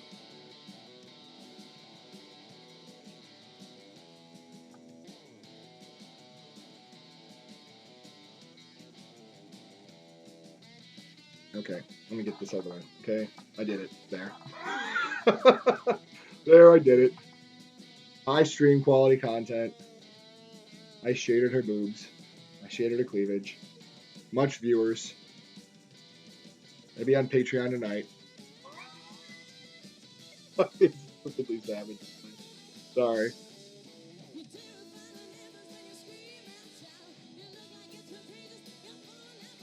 I actually like how subtle that is. I mean, you can barely see it on the camera, but it looks pretty good.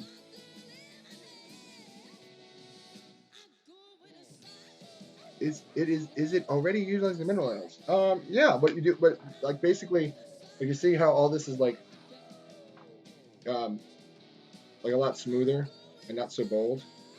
That's because I've used the mineral spirits to melt it all down and blend it all together. Although I can still go back and be like, you know what? I didn't quite get the spot there. And see, I can smooth it out even further because the mineral spirits just fill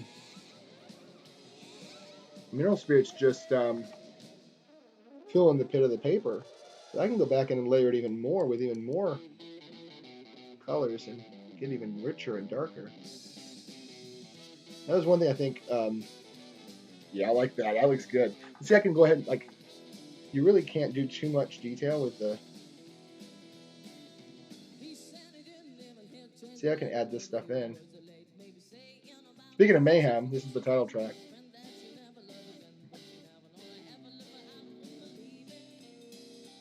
Be a DJ. But this is the title track from my album, Mayhem. It's funny because I was a kid, I kind of thought maybe I might be a DJ. I thought it'd be fun. I think if I did do a job in entertainment, I think that'd probably be the easiest job for me to do because I don't mind talking about other people's stuff, and I wouldn't be on camera. You know, so I think that might be kind of those easy jobs for someone with anxiety.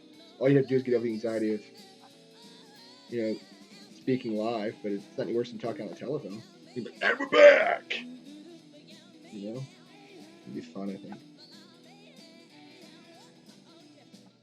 Um, my friend does a blog podcast. Ooh, I love how that turned out. Oh my god. Sorry. I'm like, oh, I love it when it works. My friend of mine does like a blog, and I think I was sick, so I had a little bit of gravelly to my voice, and I said, "This is the time. What do you want? Use promo sponsors." I don't know. His blog is called what do you call it? His podcast called Conversations with a Beard.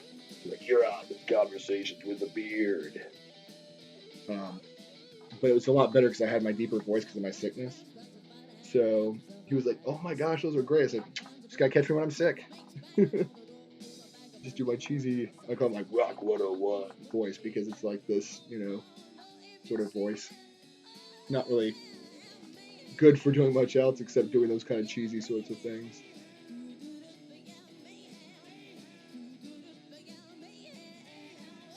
I mean, I can't really do that at work, you know, like, thanks for calling in. What kind of information would you like? No, it's not good.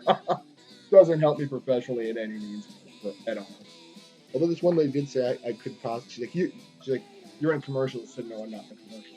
And I swear, I'm not in a commercial. I wouldn't know. She goes, no, I'm telling you, I work on Madison Avenue. You should be in a commercial. But I'm like, I don't know the first thing to do that, though. I think she thought I was actually in New York City because at the time I was representing a company that was in New York City. So I think she got this illusion that's like, well, just come on down. I'm like, oh, yeah, coming down to Madison Avenue. Not really going to happen unless I got a plane. And the thing is, I've always wanted to know how you do a demo tape. I mean, what do you do for voice work? You know, what do you do? How do you get a how do you make a demo tape? I mean, do you read Shakespeare? I mean, How do you get a demo tape made? You know, what goes into it? Actually, what's funny is I actually have a lot of like voice performers follow me on Twitter and vice versa. Like the lady, I don't know if she unfollowed me, but the lady that was the original voice of Siri followed me for a while, which was kind of cool. Her name is her Twitter tag is Seriously Susan, Siri, seriously like Siri, wink wink. And because she couldn't talk about being the voice of Siri for ages because she was under copyright not to talk about it. Obviously, she's under an NDA. She says basically they had a bunch of actors go in, read certain like words and syllables, and they said, "You're it. Come in, just read these syllables." I'm like like she says you'd think it would be glamorous. It was the most obnoxious recording session you could imagine, where she just uttered unintelligible syllables for the express purpose of being the voice of Siri. And that was the sound file that they used to construct the digital voice of Siri. Because she did this Q&A on her, she did a live stream, and it was like, this is so neat. I'm talking to the voice of Siri. This is awesome.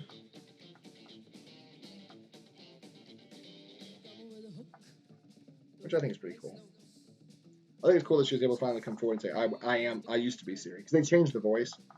And when they did that, they said, you can finally talk about it. Which was kind of neat. I'm now going to apply mineral spirits to her face in an attempt to make the skin have a blended skin tone. Now I'm going to have to do my, let me see what you said, Sadie. I've been missing it. Shakespeare. You know what I never did? Speaking of podcasts, what did you never do? Now that I'm finally back to the conversation, welcome back to the conversation, Jason. Well, it's glad to be back. I didn't really say anything tonight. It's been a kind of a crappy week, and it's time I let my hair down just a little bit. Plus, it's a little bit easier. Oh, heck yeah, she's doing, Johnny Got a Boom Boom. Actually, what's cool is that Johnny Got a Boom Boom got used briefly in that movie that starred Harrison Ford as the really obnoxious newscaster opposite, what was it, Diane Keaton, I think it was, with Rachel McAdams playing like the person that was trying to produce the show. And they used Johnny Got a Boom Boom during that segment. I was like, oh my god, Johnny Got a Boom Boom, Imelda May's getting airplay. You know, my spastic freaking out. What did you not do? Shakespeare. You didn't do Shakespeare. What didn't you do the podcast? Yes, you're going to have to walk away from your wig and tell me when you get a moment. I didn't forget you said that.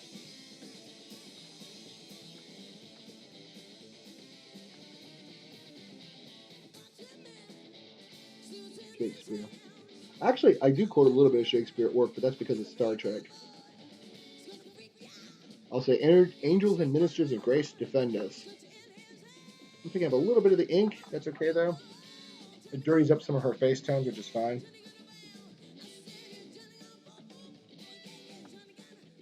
It adds me a nice value to the shadows, which I was kind of hoping for.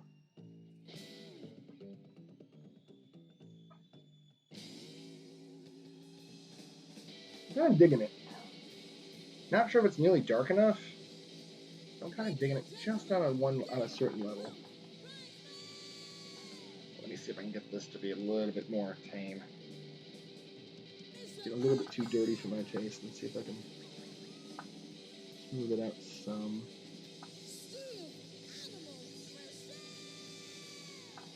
Like I said, I'll have to watch the stream and make sure that it didn't take out my audio. If it didn't take out my audio, I'm going to use this as Melvin Man. I love this. Like, I'm going to have to listen to this at work while I'm working. So I can hear it. Because, I mean, I don't think she's the kind that curses a lot. She certainly doesn't curse in her music at all that I know of. I don't think she says hell in her music. Not that it bugs me, I just don't want it to bug too many other people. I mean, I love me some Pink. And she's not about, like... I bought the uncensored version of one of her songs one time. I was like, whoa, that's not the radio version. And it didn't bug me, it's just I can't listen to it with other people around because I'll be like, and what are you listening to? There's some people I'm like, ooh, hello, Pink Records.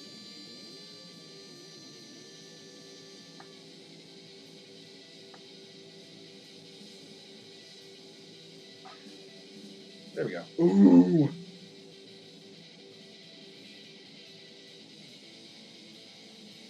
trying to wipe off the tip so I don't get the color drag over from other sources.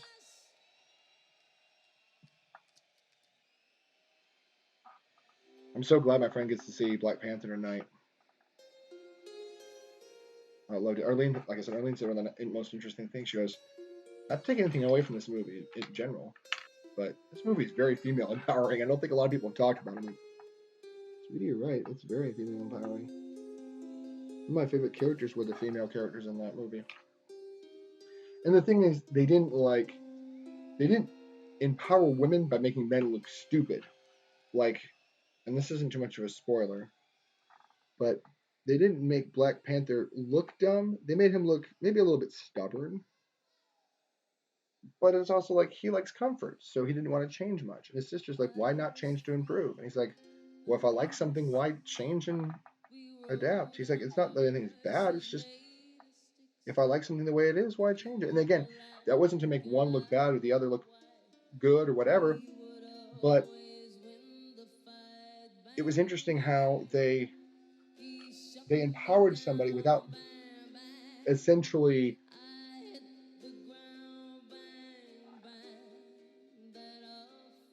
let's see. I don't believe I've listened to your podcast on fandom. I'm so behind. Oh, you can hear it really good? I wasn't sure. Because I can barely hear it. You should check her out. If you like this kind of rockabilly sound, I love Imelda May. She's amazing. What's sad, I mean, everybody goes their own ways, but what's sad is like her husband used to be the guitarist and they divorced, and I'm like, I mean, you gotta, I mean, if it's not working out, it's not working out. And you gotta realize that we're talking about two Irish tempers. So, I mean, I get it. You shouldn't stay with somebody just because you work together professionally. But it just kind of sucks because it's like, they had such a good thing. But if it's not working, it's not working. Let's see. Podcast on fandom. Trying to think what podcast you're talking about. With Ginsburg? I'll be honest, I've been trying to. Olivia Mears posted a video, like a behind the scenes stuff. And I meant to, not behind the scenes, but like how to do like a tutorial. I'm like, I've got to see that. And I still haven't watched it. DJ Spider also, like, she did a video and she was featured in Marvel for like, I do cosplay. And I was like, yeah, okay, it is David, right? Okay, good. I still haven't watched that, and that's been in my phone for like forever. I'm like, I've got the link open, and I remember it says I did a thing, and I'm like, oh, good for you, DJ. Yes, awesome. Still haven't watched it.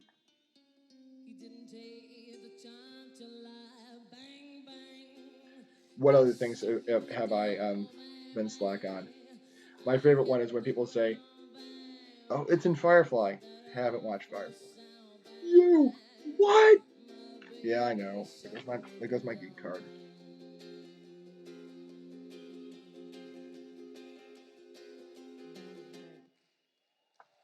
Yeah, I'm gonna have to listen to this tomorrow because I'm missing out if I get missing out and stuff. Will we do another one, man? Him? Love me some Imelda May. She's amazingly good. I said I fell in love with her stuff. Like when she was NPR doing this, just like they just did this expose on her music, and I'm like, who is this? People record music like this these days? Oh my god, I gotta check her out. And like, I'm the kind of person that like, if I hear something I like my friend got into the Hamilton soundtrack, and she's like obsessed with Alexander Hamilton now. She's like, they don't teach you this history in school. They just teach you the boring stuff. They don't teach you the juicy stuff. Is what she's trying to say. And so she's got like the making of Hamilton book, the soundtrack, you name it, she's got it. And some of my friends are like, she's obsessing about it. Like she's found something she likes. This is probably something that will never leave her. She will always love this. She should be lucky that she found something like this. Because some people go a long time to find something that they're passionate about. And here she found it pretty quickly.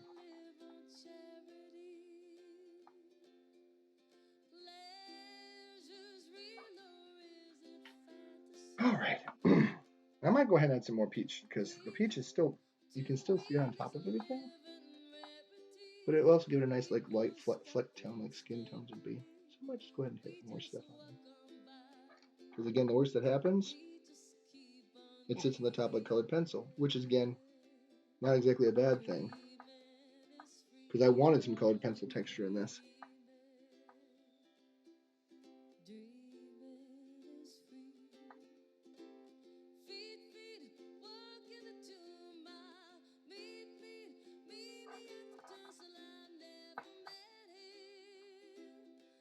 She does a cover of Tainted Love.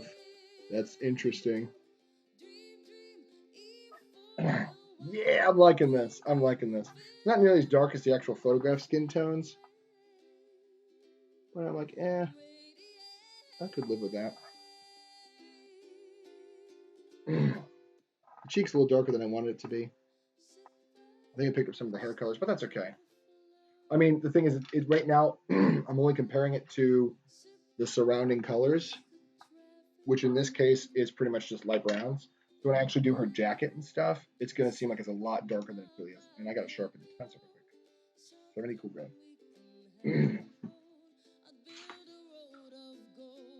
While I'm doing that, I'll recap, see what I missed. You should definitely I'll try to. I don't know if she's got an Insta.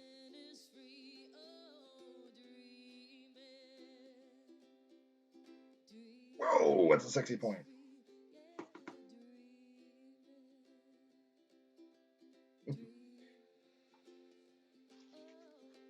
These little, and the thing is, like, yeah, it's taken me a long time to do this. I was only going to do an hour of drawing.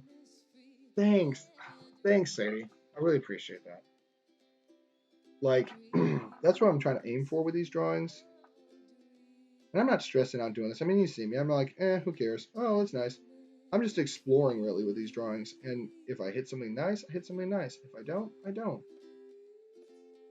It's not like I've invested tons of money or life into this. It's not like I'm not beating myself up over missed opportunities with these drawings. Would I like it to be flawless? Yes. Is it going to be flawless? No. I'm just, oops, off camera.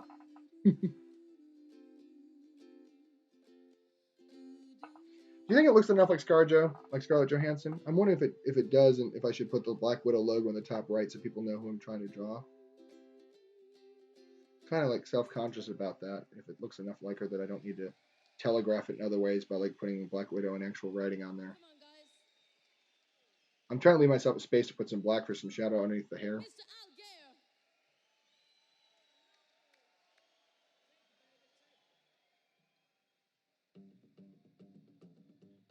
I think it looks a lot like her. I'm not trying to be boastful. Okay, yeah, I might just. What, you mean like a spider or the logo? I was going to do just the logo, but I was kidding around with Lindsay of Kyber Knight. I think I said something. I think I said something. I think, what did I do about Black Widow? Oh no, it was some other sketch, I think. Oh, it was Black Canary. My bad, not Black Widow. She did Black Widow recently.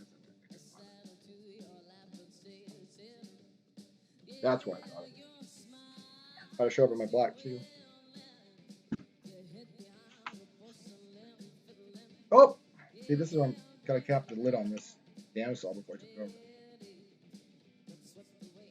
I almost wish it had an odor to it because it's actually an odorless spirit. Let me put it underneath the big. Oops. I'm gonna put it right up. Gamsol. It's an odorless thinner, which has its merits, but the bad thing is if you don't know where it's been.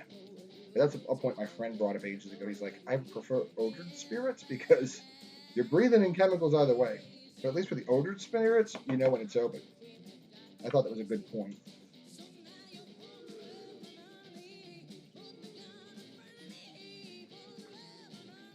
But I mean, that doesn't mean I need to breathing in harmful chemicals either. But I did think it was an interesting point to make.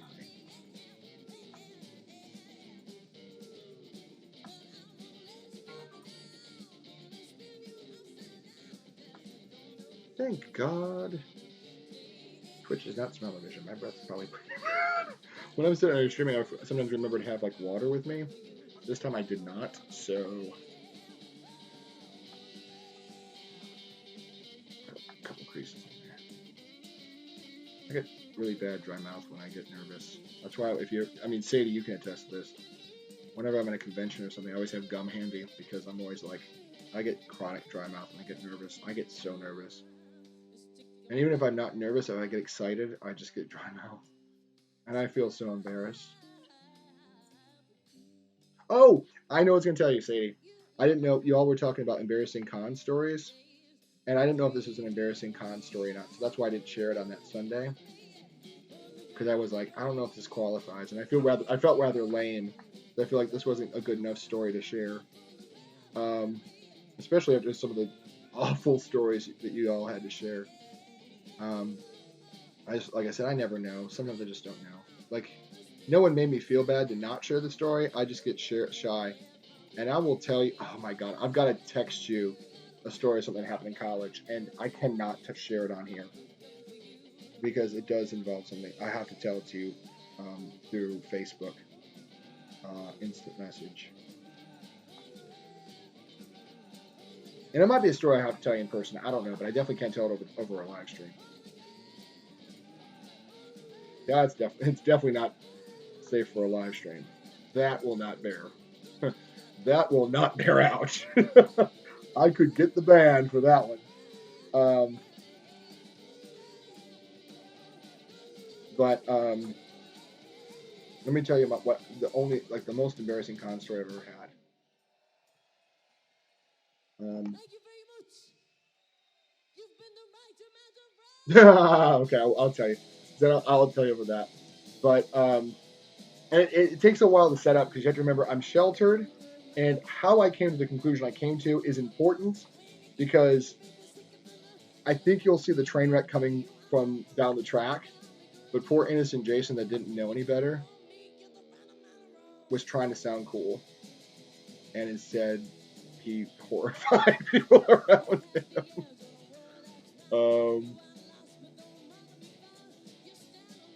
And like I said, I have to set it up a bit, and that takes a hot minute. Have you ever seen? This is a side note, Sadie. Have you ever seen the James Bond movies? Any of the older ones? Like I'm talking like Sean Connery era. And it really helps if you know Goldfinger. You know Goldfinger. I mean, I love that movie. But if you know Goldfinger, that is. Oh, I'm off camera again. Like you can be sure of a few things in my stream. One thing is I'm probably gonna have a weird music selection. The second thing is I'm probably be talking too fast. The third thing is I'm going to say off camera sometime in the night, in the evening or afternoon or whenever I'm streaming. Because I'm always off camera. Gasp, I'm drawing down by her boobies. I remember I was live streaming, I was drawing Lindsay as Wonder Woman. And you know a Wonder Woman costume. And like I was drawing down by her boobies and he's like, my friend was like, draw her boobies. And I'm like, oh my God. And I texted him afterwards. I was like, "You do know that this is like a friend of mine." He goes, "Oh God, I didn't know." I was like, "It's okay. I know you didn't mean anything besides kidding about it. I know you weren't trying to be weird, but it was hilarious though." Oh, he's like, "I get a random text.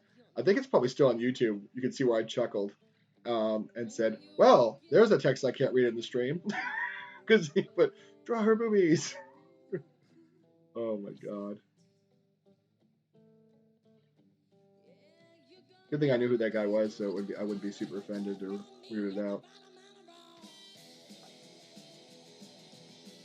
I was hoping it'd be nice if she had her like Black Widow logo right here on her like on a chest patch or something. No, thanks Marvel. Okay, so you do know Goldfinger. Good. That's essential to the story. And I guess I could ask you this because you have a remarkable depth when it comes to like knowing random things. Have you ever heard of a British sitcom called Are You Being Served?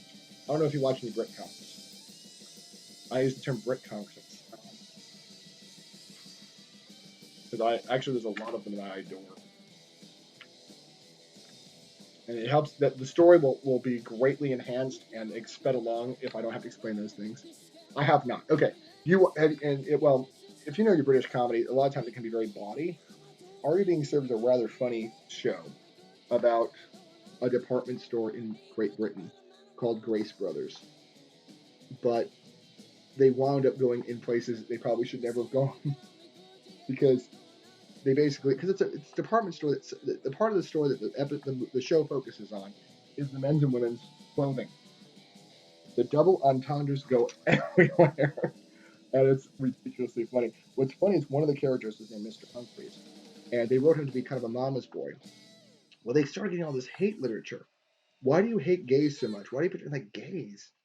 We don't have any gay characters in our show. What are they talking about? Why are they talking about us hating gay characters? I never knew what it was called. You know the show though? Oh, you might know it. Yes. Are you being served? Oh my God. So you know Mrs. Slocum, right? Do you know Mrs. Slocum, the lady with all the crazy colored hair?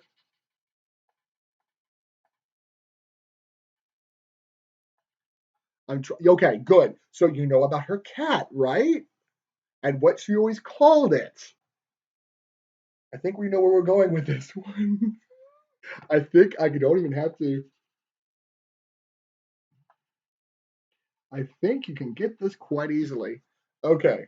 Yeah. So yeah, I think I'll be able to get you this story so quickly, and when I Facebook it to you, like you're not even like normally I have to set it up because I have to explain Goldfinger and I have to explain Are You Being Served and Mrs. Slocum and everything. Okay, so innocent me didn't know slang terms. I probably could tell most of it in the live stream because I've kind of set up everything up, all the stuff that I would need to explain. You already know about. So innocent me, didn't um didn't know a lot of this stuff. Like I did, but the thing is, James Bond. All the James Bond women have double entendres in their name. They just do, or they have something like, what was the name, Christmas, whatever it was, and they're all setups for sexual innuendo. You know that. I didn't even have to know what the innuendo meant. You just knew roughly that an innuendo was intended. So you might not know exactly what it meant, but you could get the feeling like, okay, that's something sexual. It's got to be. It's James Bond. It's a name. So, Goldfinger, Miss Galore. You first see her. She's leaning over and she introduces herself. Well, stupid me knew that certain word, her first name, aka what Mrs. Slocum called her cat, was must have been something of a sexual nature because it's in a James Bond film. It must be slang for something. Because again, remember, I'm homeschooled, so I wasn't privy to a lot of the slang in the world. So I kind of assumed that word that there must be something meaning to that. So brain connects it to Mrs. Slocum's cat and realizes, oh, if everybody's laughing, that show's loaded with double entendres, where something innocent could be something bad, or you could be just laughing at it to be innocent and funny because it's just so ridiculous. Which half the audience is laughing at what Mrs. Slocum is saying because she's so outrageous, and the other half are laughing at it because what she's saying has a double meaning. Well, add that with the fact that I realized, oh, look, that was in James Bond. That must mean something slangy.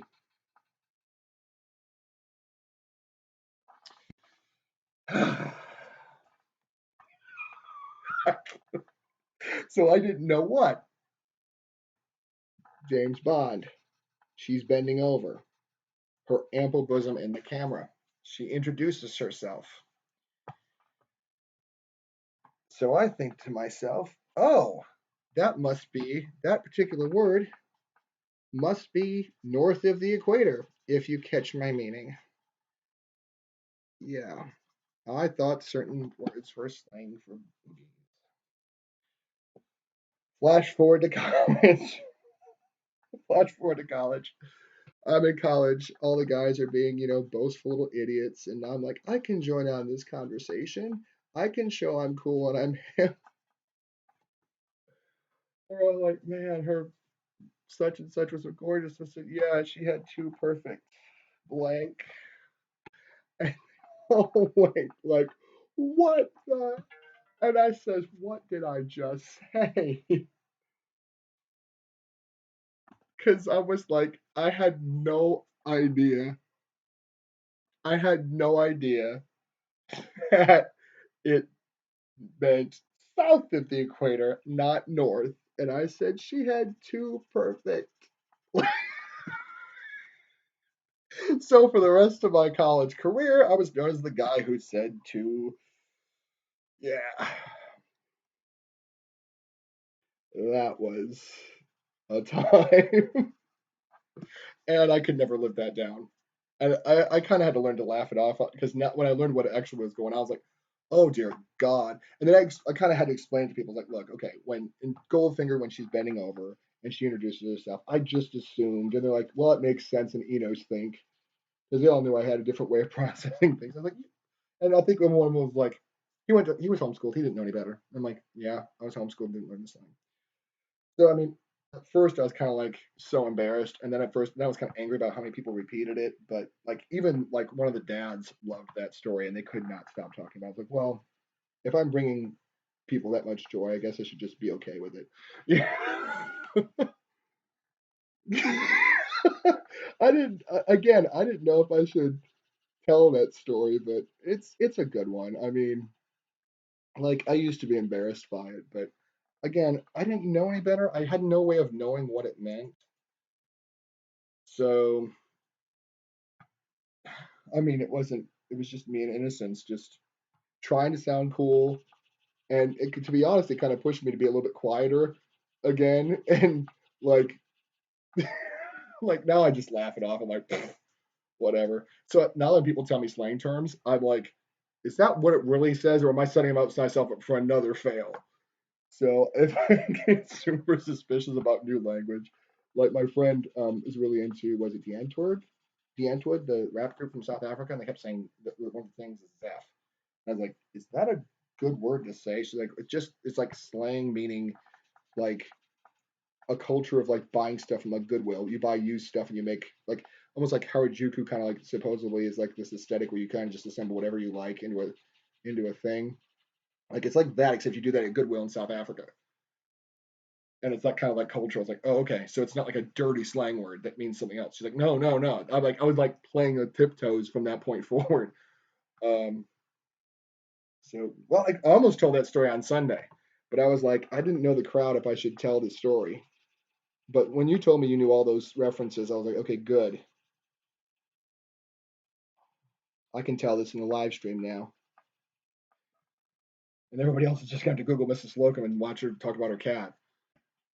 Because she used to say, every time I show it, I get surprised. And I'm like, I just knew it had to be something with be something slangy for the female anatomy. I just had the wrong one. But you think it's time for my semi-embarrassing con story? Yeah, I think so. I think so. What you need to still getting up the technology. Okay. Yep. I don't know if I have time for the embarrassing con story. I think I'll save that for another time if you do tune in. This is your time to get off and do your um do your reading and settle down for the night or whatever. I need to get better about getting off technology. Arlene calls me out for it. Sometimes it helps my anxiety though, so I try not to do too much. Like I try not to beat myself up about it, but I also try to keep myself honest about it. Yep, that's okay. I'm glad it was fun having you here.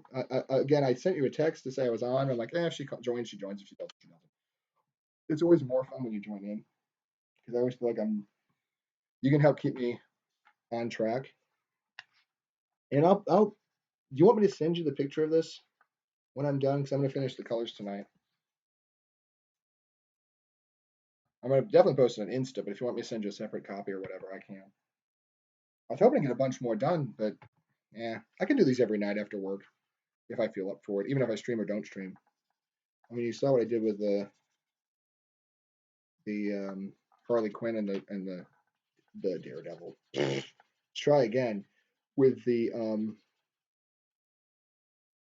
what's his name, Deadpool. Like I did all that off camera. I wanted to do it on camera, but I was like, I just want to get them done. I don't want to stream. I'm going to. I'm not going to forget that you gave me a story. Oh, you owe me a story. Okay, I got it too small to read. I owe you a story. Yeah, so I will. I'll save it. I won't tell it in the stream. I'll save it. Because really briefly before you go, I have all these photos at work, four different photos. One of me with Cali cosplay, one of me with DJ, one of me with Yaya Han, one of me with Valeria Perez, and every one of them is a story. And everybody's like, "Well, where's your wife in these pictures? You know, why isn't your wife with you?" I'm like, One of the conventions she was too tired, so she went and sat down. That was Yaya Han. One of the other ones, I'm like, she wasn't there because I was in attendance with Jason, so Jason took the picture. I said the other one, I said this one here, the Valerie Perez photo, she's taking the picture. You notice I'm not looking at Valerie Perez. Who am I looking at? Arlene holding the camera. So you ask where she is, she's taking the picture. So every one of those every photograph has a story, and that's why I have them up there. But one of the stories that's attached to one of the photos is the embarrassing con story, at least the most embarrassing con story I can offer. Um, so I'll tell you that one. I might stream another day. If you don't stream tomorrow, maybe I'll stream tomorrow. I don't want to coincide with what you're doing because one, you're pretty much my only viewer. No, you're my only regular viewer. Other people may have stopped in. Um, I wish more people would talk. Like if you stop in, talk. I'm not gonna bite you. So I appreciate you coming in. And I'll say the story. One of the stories, like I said, one of the photos is the embarrassing con story, and I will remember it. So hopefully I'll stream. Maybe I'll stream later this week so I can tell the story. Now I kind of want to, but if I don't, then just like I said, remember I owe you a story. Because I might tell you in person, but sometimes it's hard for me to communicate in person. Like the restaurant, just had a hard time hearing everybody because of all the noise. I was trying my damnedest to listen to everybody though. That's why I didn't talk very much. Sometimes I talk either too quiet or too loud. Really? Okay. So I'll do my best to tell it fast. You should. I can owe it to you another day, but I'll tell you really fast because you said so. SC Comic Con, I think it was 2016. One of the few times I have a table. Well, one of the second or third time I had a table. I was with Jason Gwynn. You know how I get when I get a very high body temperature very quickly if I get embarrassed or worked out. I've been in the convention all day. It was Sunday. I want to take a picture with Kelly Cosplay because she, it was end of the evening. Because Sunday is the night where they have the costume contest. So that's when most cosplayers are busy all day Sunday. So I said, okay, it's Sunday evening, let me go see her. But I thought to myself, oh my God, I'm horrible. I have probably bad body odor. I know I do because I've been in the convention all day long and I forgot to bring deodorant, and that's horrible. But I knew she was cosplaying Aurora, and I said, yes, there is no way that young lady smells like anything remotely nice after being all day in this convention with that big ass heavy layered dress. So there's no way. So at least I won't be completely embarrassed because, she won't be smelling like a flower either. So I said, hey, can I have a picture? Sure. So, I wrapped my arm around her, that kind of business, hand to the shoulder business. And I lean in closer and, oh dear God, she smelled like a bouquet of flowers. She must have soaked that dress in body spray. I'm like, I am so freaking embarrassed right now because I probably smell like a armpit and butt. And even after wearing that big old Aurora dress, she was wearing Princess Aurora, all those layers, and all I could smell was body spray. I'm like, I hate my life. So my embarrassing con story is basically bad BO, thinking, yes, they'll smell worse than me, and they didn't. I guess I can't soak my pants in body spray. I think that's what she must have done. Is she soaked her dress in body spray because she knew there'd be a problem. I mean, and that's what I was like, do I tell this story at the table on that Sunday? Because I'm like, I'm not sure if that holds a candle to the stories you all were telling. That doesn't hold a candle to saying, I mean, like I stunk for cosplay that actually smelled really good. It doesn't hold a candle to, and I'm not saying anything bad. I'm just saying like some of the stories that you all were telling with the Lulus, I'm like, phew, good God, I had it easy. I forgot my degree body spray. Y'all had weirdos body expression chucking up in your butt, just grabbing people.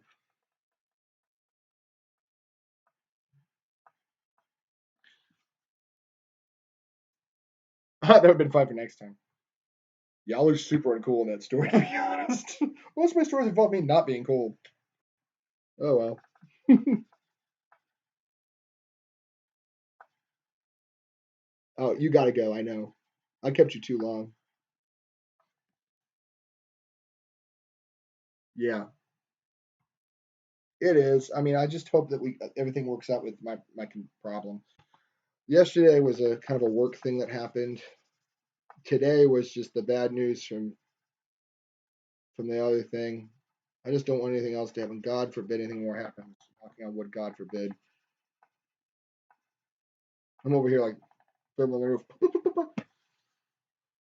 Oh, you made it better, to be honest. So thank you for coming in. And for those who don't follow Sadie by Design, you should, because she does cool streams of cosplaying, creation stuff, and all kinds of good stuff. And then she also shares stuff like stuff I do. Which, good night, Sadie. Sorry, I'm boasting about you before you've left. She'll start sharing my stuff on her stream. She also shares like photographer stuff that she likes or is friends with, and she'll share like other cosplayers. She'll do, yes, of course, but she also does like she'll boast on other artists and other photographers. So you should follow her stuff. She's Sadie by Design. She does amazing cosplay, and she's starting to get into photography too. Looking to see how that's going to turn out. Excited to see how that's going to shape up for her. I'm thinking it's going to only go good ways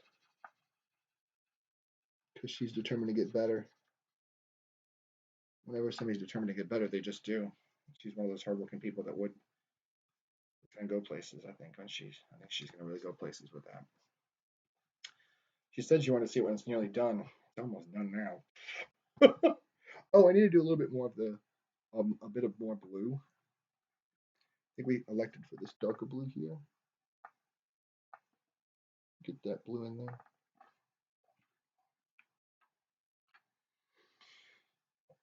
Excuse me.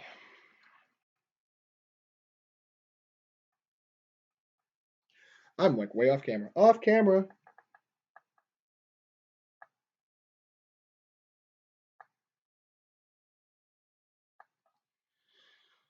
All right. Let's see if I can get a little bit more. Okay, good. I might tweak it some more when I kind of get done with this thing. Like I might go ahead and put more. Oops, off camera again. Oh no, I thought I was on camera. Nope, Chuck Testa. I hadn't thought about Chuck Testa in a hot minute, and then I don't know why. There's a guy that follows me. His last name is Testa, and all I could think about was, nope, Chuck Testa. A bear. Nope, only Chuck Testa. It's just like talking about champs of the local commercial, man. Ojai, California. That's where it was. I think he was based in Ojai, California. That's the same place where they filmed Emma Stone's movie Easy A, which I love that movie and quote it way too much. Something smelled that. Ew, ew, ew. You're not supposed to comment on how it smells. I quote that one too much. Super bad. Super bad. I quote way dang too much. Oh my goodness. Super bad is just like one of those movies you really shouldn't be quoting unless you really know it, because unless the other person doesn't know it, maybe they shouldn't know what you're referencing. Maybe you should know what you're referencing.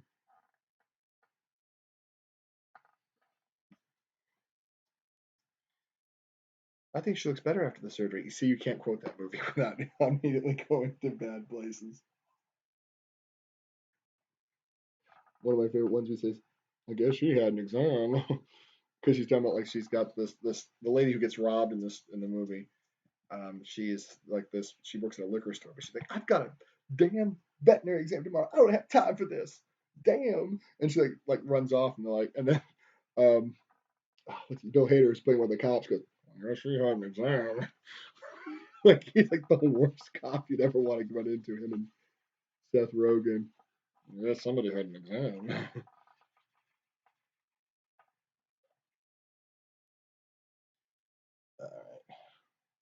I'll take 2 cc's of mineral spirits. Man, this stream has been completely wacky tonight. I probably should make it more like this every night. I just need to start every stream with, and we're back! My dog needs to go out soon. It's been a 2.5-hour stream. I'm gonna get a new Twitch achievement in a second. It's gonna be called No Life. You streamed for 2.5 hours, well, and you only intended to stream for an hour. Good job. I don't care. Like I said, what would I be doing besides this? Playing Overwatch. I think I'm about done. Like, I'm not saying I'm about done, but I think what I'm going to do is I'm going to kind of get it to a point like a little bit further. Maybe a little bit more tweaking in the lower corner. Off camera.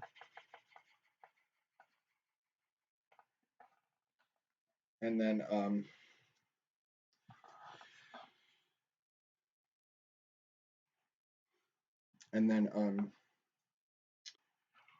I want to let my eyes rest off it for a little bit. So I might go play some Overwatch just to give my eyes a rest, so I can look at it with fresh eyes and see if there's anything else I want to do to it before I call it done.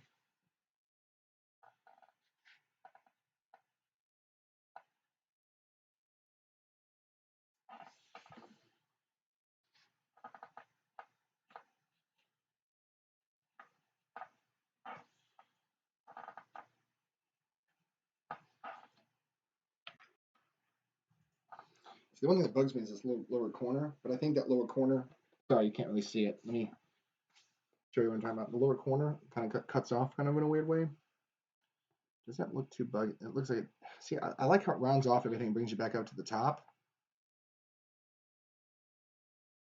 I don't know if it looks too weird. That's what I'm debating right now. I almost feel like the top corner is doing the diagonal because, and I think it's because the signature offsets it. Like you feel like the top corner would be, if I had a background, the top corner would zigzag like that, so it balances it out visually. No, that's too weird. What's the problem is this is too narrow. That's too narrow. Sorry. That's too narrow. That looks weird. So that's probably because I ran out of room on the camera. So what I'm going to do is I'm going to circle it back down a little bit further.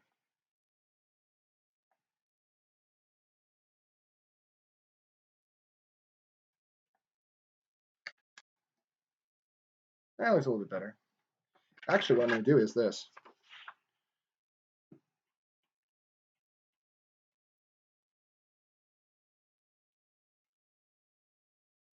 So like a bust.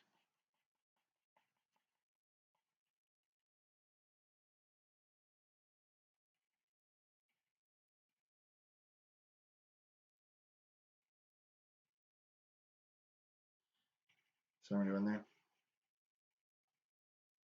So I'm going to make like a swooping gesture so it goes like that.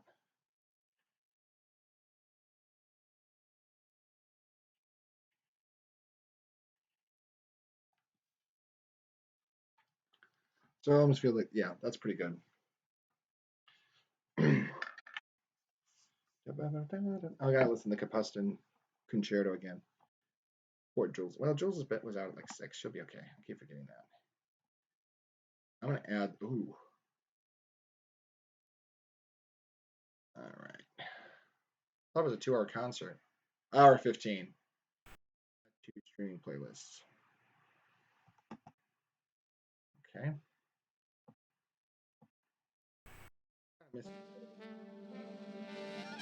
Man, I'm not upset that she changed. You can't.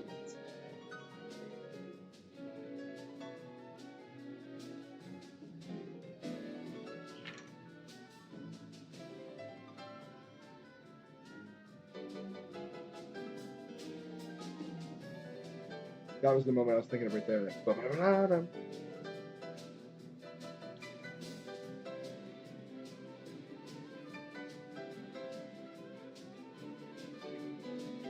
What a fitting way to end the night. I'm glad to say you like that music. The Kapustin Concerto, I just absolutely adore it.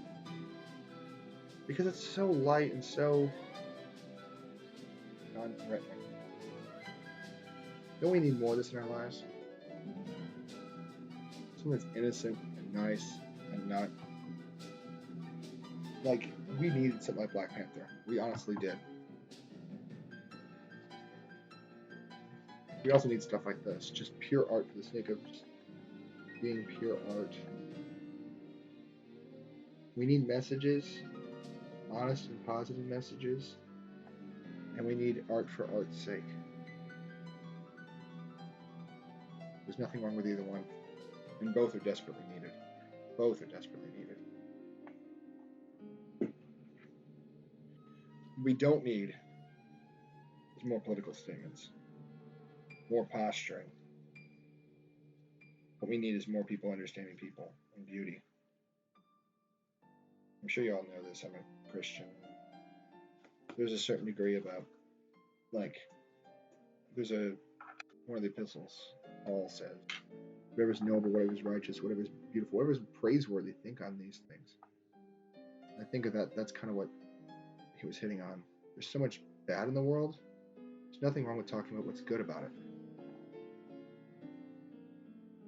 It's okay to talk about those things. It doesn't make you, like, people say, can I be excited about something when something so bad happened in the world? Of course you can. What's there worth living for if all we're going to do is talk about evil and bad? And yes, that needs to be addressed, but it doesn't mean we bury our heads with bread and circuses, but it also means we shouldn't fret so much. Life is too short. There's only so little we can do. We need to stop beating ourselves up because the world's not perfect and we can't make it that way.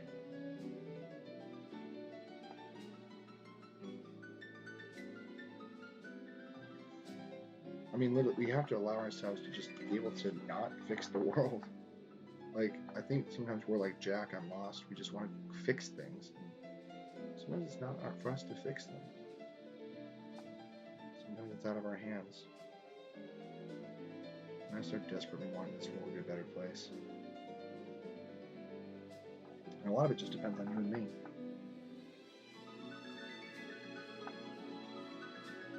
So many talk about laws and how they weren't enforced and who's hurt, who's injured. Where does it start? It starts with you and me. Being better people. It's not going to always be perfect. There's always going to be something that's not going to want to play along with being nice.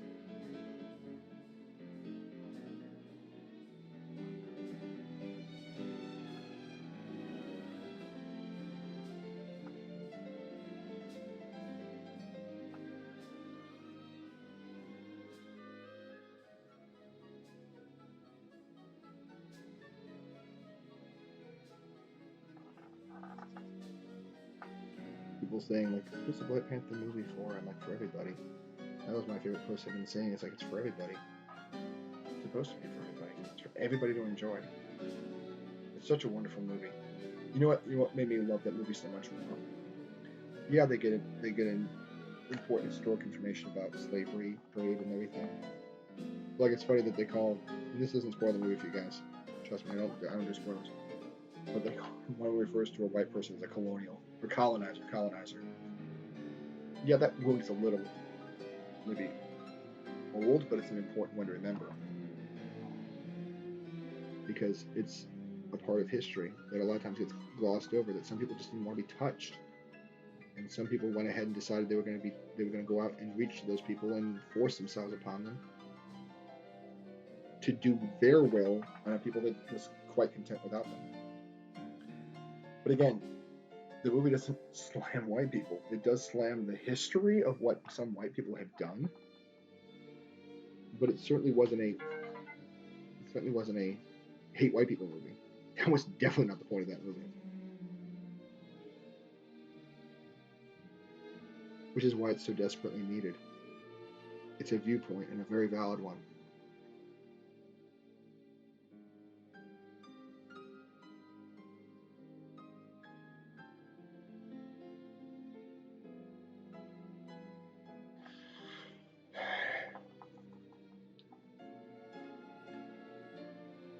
It's not bashing any one group or anything. That was what made that movie so beautiful. While it made points, it was never a hate the white people movie. It was never hate the European movie. Never once. I mean, it made its point, which I'm glad it did. But like, sometimes like when those things come up, I feel embarrassed to be white. Like I feel like I'm like, yeah, I know, I didn't have anything to do with it, but I still feel embarrassed. And it didn't feel like that with the Black Panther. I'm like, yeah, that happened. That was part of history. It needs to be addressed and discussed.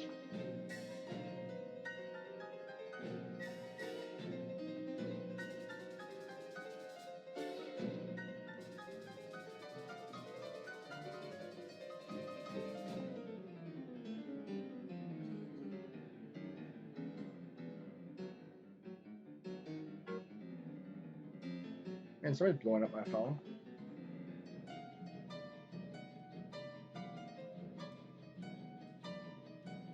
There's just a lot of tweets going out.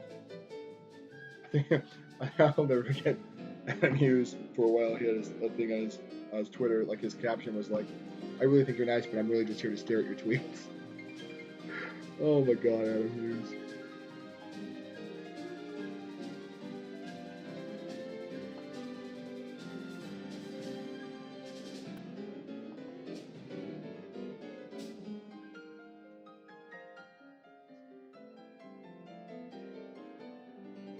I mean, the reason I keep spinning it, I don't mean to keep giving you guys motion sickness. I just keep looking at it from different angles and seeing if it makes sense. I drive people at work all the time crazy. Like, why is so and so upside down? Why is Spock upside down? Because I want to see what he looks like upside down, so I can make sure I do the proportions right. This part, I wish I could be as cool as this part right here. Again, I say it's only a piece of music. It can't be cool as a piece of music. Listen, I'll be silent.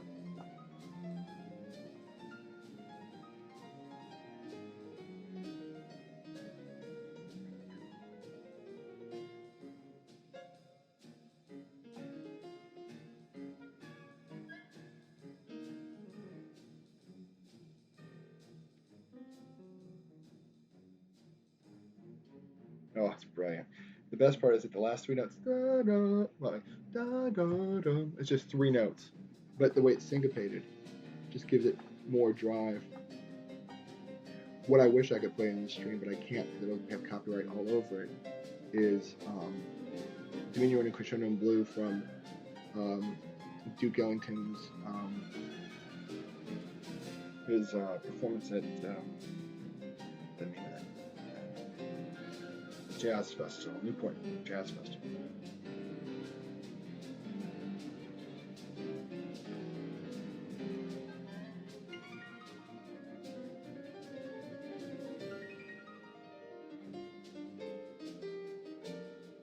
Because it's amazingly brilliant. And he did that performance at a time when Duke Ellington was considered like a passe. He was too old to be considered like, it wasn't brand new or fresh. It was just old big band style that people weren't really performing anymore. So as such, when they were able to pull off that concerto, when they were able to play off that concert, it really revitalized how people saw Duke Ellington. He went from being this passe band to be like, wow, big band is still relevant. This was like in the 50s or 60s. And the concert was about to be an epic disaster. And he said he elected, like apparently years before months before the concert, he had done, they were at this jazz club and they weren't doing anything important at the jazz club, like very little audience and stuff. So I said, let's just fool around with some old numbers. So he had them play Diminuendo and Crescendo in Blue, which is basically bookend pieces written to go together. Diminuendo and Crescendo in Blue. If you know your music, diminuendo, well, those that don't know music, diminuendo means to get quieter or less intense. And crescendo is to get, obviously more intense. So it's literally built as this big piece that starts out big and tapers down. And then the crescendo part starts out small and goes bigger. But they're meant to be played as a bookend piece because back in the day you couldn't record about 3 minutes of music, so he wrote them as companion pieces. So you'd put on diminuendo, listen to it for the end, flip the record, and listen to the other half. But when played live, we'd play diminuendo, he'd play a little connecting passage, and then do the crescendo part. Because, you didn't have to worry about how long you played on a live piece. Play as long as you wanted. So a lot of the pieces he would play on extended records, he could play live and not have to worry about it. Well, for one performance, I think it was in Baltimore or Boston, I think it was Baltimore, he says, we're going to connect them with Paul Gonsalves playing. Paul Gonsalves is going to play some solos. And he went on and on and on and on and on, solo after solo, and it was just brilliant. And so he's like, okay, we're going to do that at Newport. So he has them do Diminuendo and Crescendo in Blue. And what's funny is he announces it, he says there'll be an interval by Paul Gonsalves. And like an interval. He wound up playing 27 stack choruses. And the cool thing about it is, he really doesn't repeat himself in any of the choruses. Some of the ideas are thematically the same, but he's fresh and original almost in every single chorus that comes along. And what's even better than all that is that the drummer, he does this really cool thing where it's supposed to be like 2 measures where he sits out. He sits out 3. So when he comes back in, he has even more drive than the original recording. It's supposed to be like, the melody's dun dun dun dun dun dun dun dun dun, but instead it's supposed to go, dun dun dun dun dun dun dun dun. No, wait. Well, you look it up. Diminuendo, crescendo, and blue. The crescendo part, which I think about 11 minutes into it, it's supposed to go. Yeah, that's where it goes. It goes. There's a trumpet fanfare, and it goes. Let me see if I pause it. I pull it up, but I know I get dinged for it because that part is so recognizable. There's this trumpet fanfare that goes.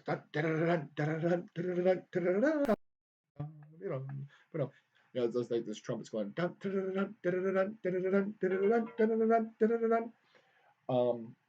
And the drums are supposed to kick in as soon as the fanfare comes in, goes da da da da da da da da da da da. But he said when the fanfare comes in, they go dun da da da da da da da da da da, and it stays out, and they're still going dun da da da dun dun dun dun da da da, and the drums finally come in there. They're supposed to come in right when the fanfare is kind of ending, and the dun dun dun dun dun, and then what's the way they play it in the recordings is every time that melody line comes in, da da da, the drums come in there.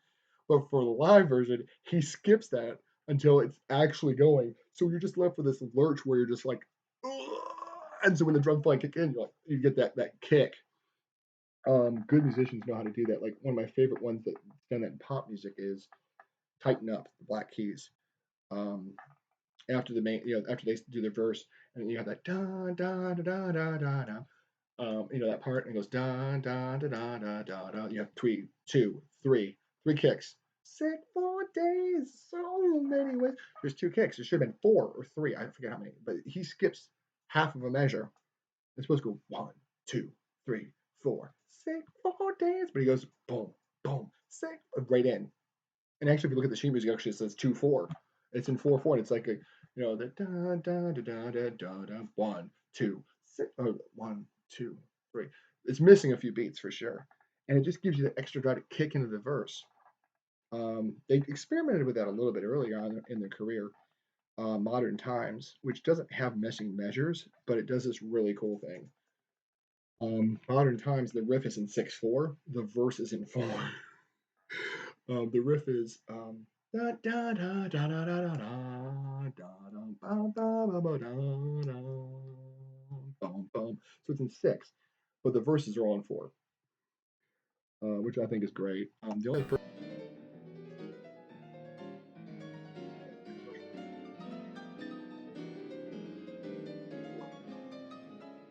a commercial record. I'm not saying other rock bands have done it. It's extraordinary. And one of the first people to do it commercially would probably be, before rock, would be Duke. The name of the guy, Dave Brubeck. Brubeck did it to great effect, and he did like Time Out, where he did like 5/4, or he'd do like 3/4 followed by 4/4. He'd do all these like cross rhythms, well, not cross rhythms, but all these rhythms where weird things happened and didn't make sense, which I think is cool. Like all these additive rhythms, like 3 to get ready. If you want to learn how to count in music, 3 to get ready. Listen to 3 get ready. It doesn't make sense at all, and then you learn it, and then it makes perfect sense, and then you're like, how did I ever think musically before I knew Time Out? But the album's called Time Out, and you will learn that music is stifled these days by 4/4 time or 3/4 time, because when you listen to the pure rhythmic genius, and it's not like Brubeck didn't invent this stuff. He was going to cultures around the world saying, they're doing it. Why aren't we doing this? Why are we stuck in 4/4 when other cultures are like, we don't need 4/4? Like, people criticized Brubeck, and musicologists were going, that rhythm, that's in 4/4. Dave Brubeck was ahead of the curve. Because he was going to like Ghana and like Maori music and all this stuff and learning all these different rhythms. And one of the most interesting things I think I've ever read is Duke Ellington, Steve Reich. No, Philip Glass. Sorry, Philip Glass. In study with Ravi Shankar. Impressed him about Indian music was he says Indian music in English in American music we basically think of music. You think of music as a loaf of bread. We need to cut in equal intervals. And they go one, here's a loaf of bread. Let's chop it in equal intervals. He says in Indian music, they go build a loaf of bread. So they think of units. Okay, let me build a 1 unit, 2 unit. Now I've got a unit of 3 and a unit of 2. That will be my new unit. And I can add those together. I can take 2 of these, add those into a unit of 2. So it's not about how many beats per measure you're saying. It's, my melody has 10 beats because I have 2 3s and a 2. And he experiments with that somewhat in music in similar motion. If you want a great example of that, of Philip Glass experimenting with an additive style with rhythm, compare and contrast Palakatsi, Anthems Part 1, 2, and 3. He literally does the Indian music thing. Each version of the anthem adds a new chunk rhythmically. So I think it starts off from 6 or 10/8. He then goes to 12/8. No, I think it's in 9, and then it goes to 10. I think the final incarnation is 15. So he's literally just adding chunks of 2, chunks of 3, chunks of 2 every time the anthem comes back. And the thing is, the rhythm, the speed of the beat never changes. All he's doing is adding more or less pieces to it, as far as I remember. So it feels like the third one is so slow, but that's because he's added so many beats that the length of the melody is now longer because he's having to cram in more beats. He hasn't slowed the tempo down. He's just added more beats to change your perception of how it flows. And as we're talking, I'm actually kind of studying this thing. I think I'm about done with it. That's why I keep spinning and talking about stuff.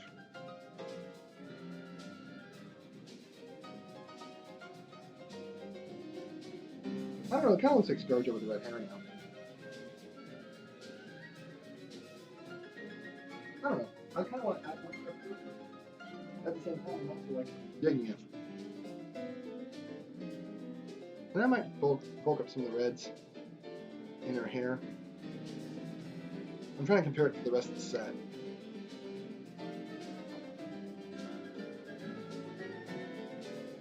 I feel like if I go too red, these colors are Deadpool is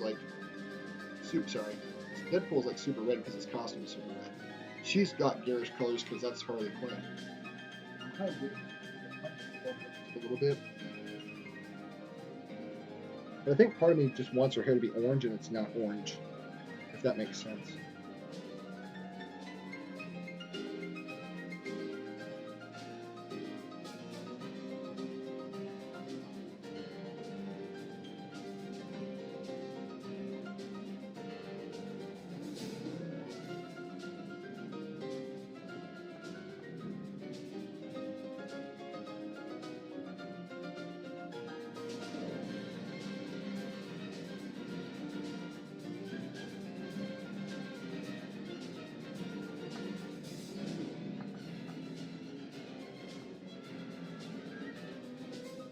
One of these times I gotta listen to some of my music during my streams. That's why I'm saying I'm being boastful. You got enough of me in my stream, you don't need to have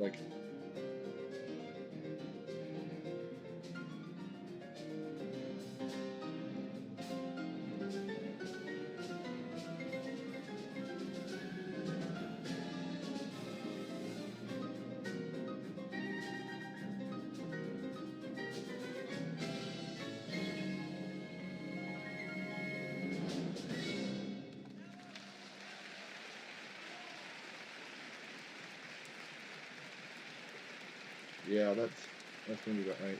Using the darker mark on this.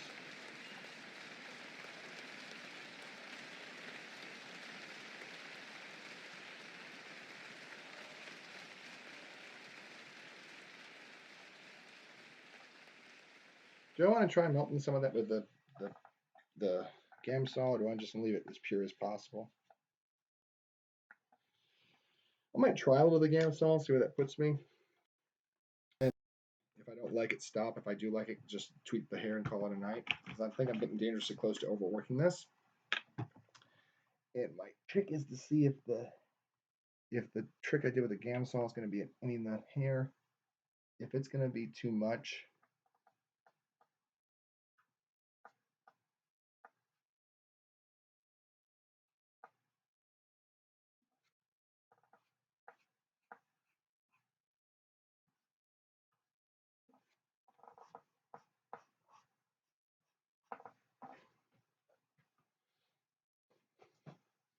I can't believe I found a piece of popcorn in my pocket. Here I said I was going to do like an hour stream, and here I've done almost a 3-hour stream. I will never say never.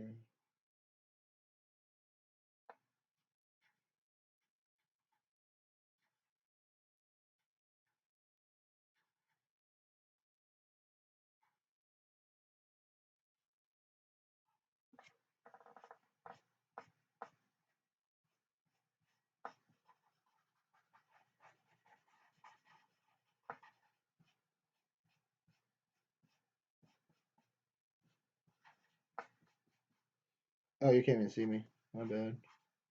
My drizzle. Got a little bit outside the lines there. Oh well.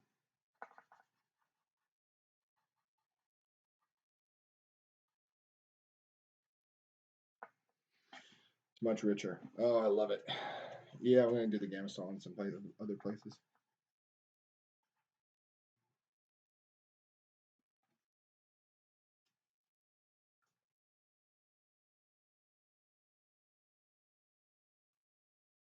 What I probably should do is do the one of these streams, play the live version of Loser by Beck. He does some weird things in that, which is not uncool, but it's so ghostly. Like ephemeral.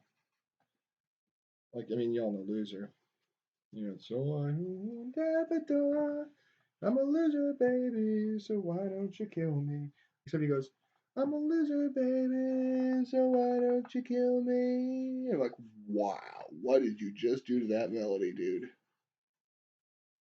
I'm a loser, baby, so why don't you kill me? Such an incredible, like, twister. Classic. Classic Beck song. What's interesting is, like, he was, like, recording that song long after he got famous off of it. I didn't know that. Like, he took a long time to commit that to music, to paper. I mean, to wax, wax cylinder, whatever you want to call it. I mean, it's not really wax cylinder, but you know, like he took a long time to commit that to an actual recording because he got like famous for doing that in concert, and so he just like never recorded because he always it almost had the stigmata about it that you know he couldn't record it because it's like, oh my god, it's what I'm famous for in concert. I can't screw it up in the recording. So it's like he was like his first, even though he was playing it in concerts long before his first record, he didn't actually record it until much later in his career, like I think his second album. And at that point, he already had a bunch of singles, and he'd never even playing "Loser." I mean, like "Loser" was the single that made him famous, from what if I got the history correctly. And he's just like he was like, "Yeah, I'm not recording it yet because I don't feel like I got it right yet."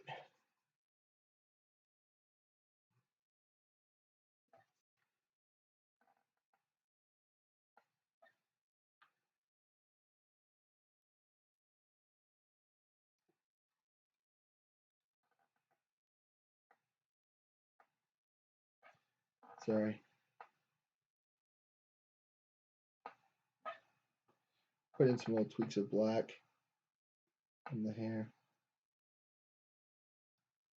Yeah, I kind of like a little bit of black in there. It looks good. Again, I think I'm getting dangerously close to overworking it. What I will do though is that's too white. So any area I think is too white, I just hit it with all the red.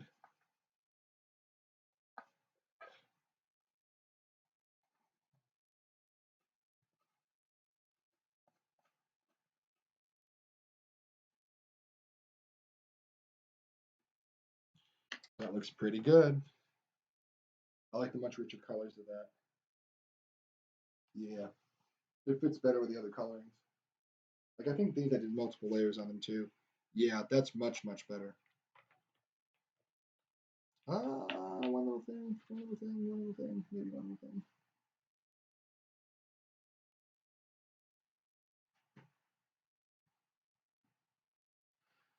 I don't like the way this looks here.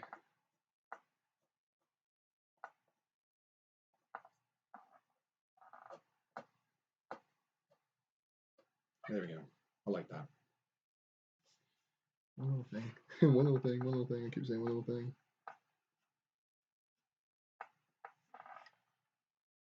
Yeah. The brown now. Again, hopefully this will all work out. We're supposed to be having these at SC Comic Con, but there's been some doubt cast on whether I'll be able to go.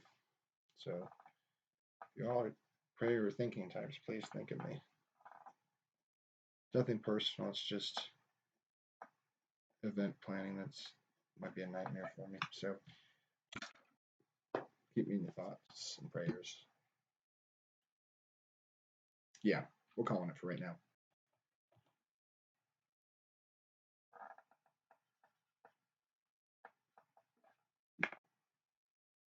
What's playing?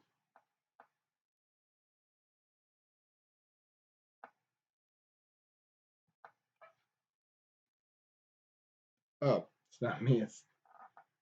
I was like, why am I hearing concerto type music? My wife's got the Olympics in the background. That's probably somebody's ice dancing music. Yeah, I'm calling it a night. I'm gonna nitpick it to death, and I'm not gonna. I'm gonna call it a night. Still continues to touch it. Okay, that's it. I'm done. All right, I'm gonna call it a stream. This is way too late anyway. I meant to do this for like an hour. I meant to do like 2. I mean, look at this. I had Squirrel Girl and Leia ready, and even Spock. But Spock's gonna probably stay like he is because he looks so graphic and punchy, which I love. But yeah, Squirrel Girl's gonna get colored, and Leia's gonna get colored. A little splotch there. I'm gonna sign it there, so I think it's gonna cover the splotch. But anyway,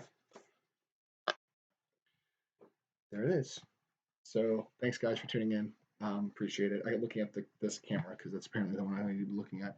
No, thanks guys for tuning in. Again, thanks for your gracious time and attention and listen to me ramble and rant. Good night.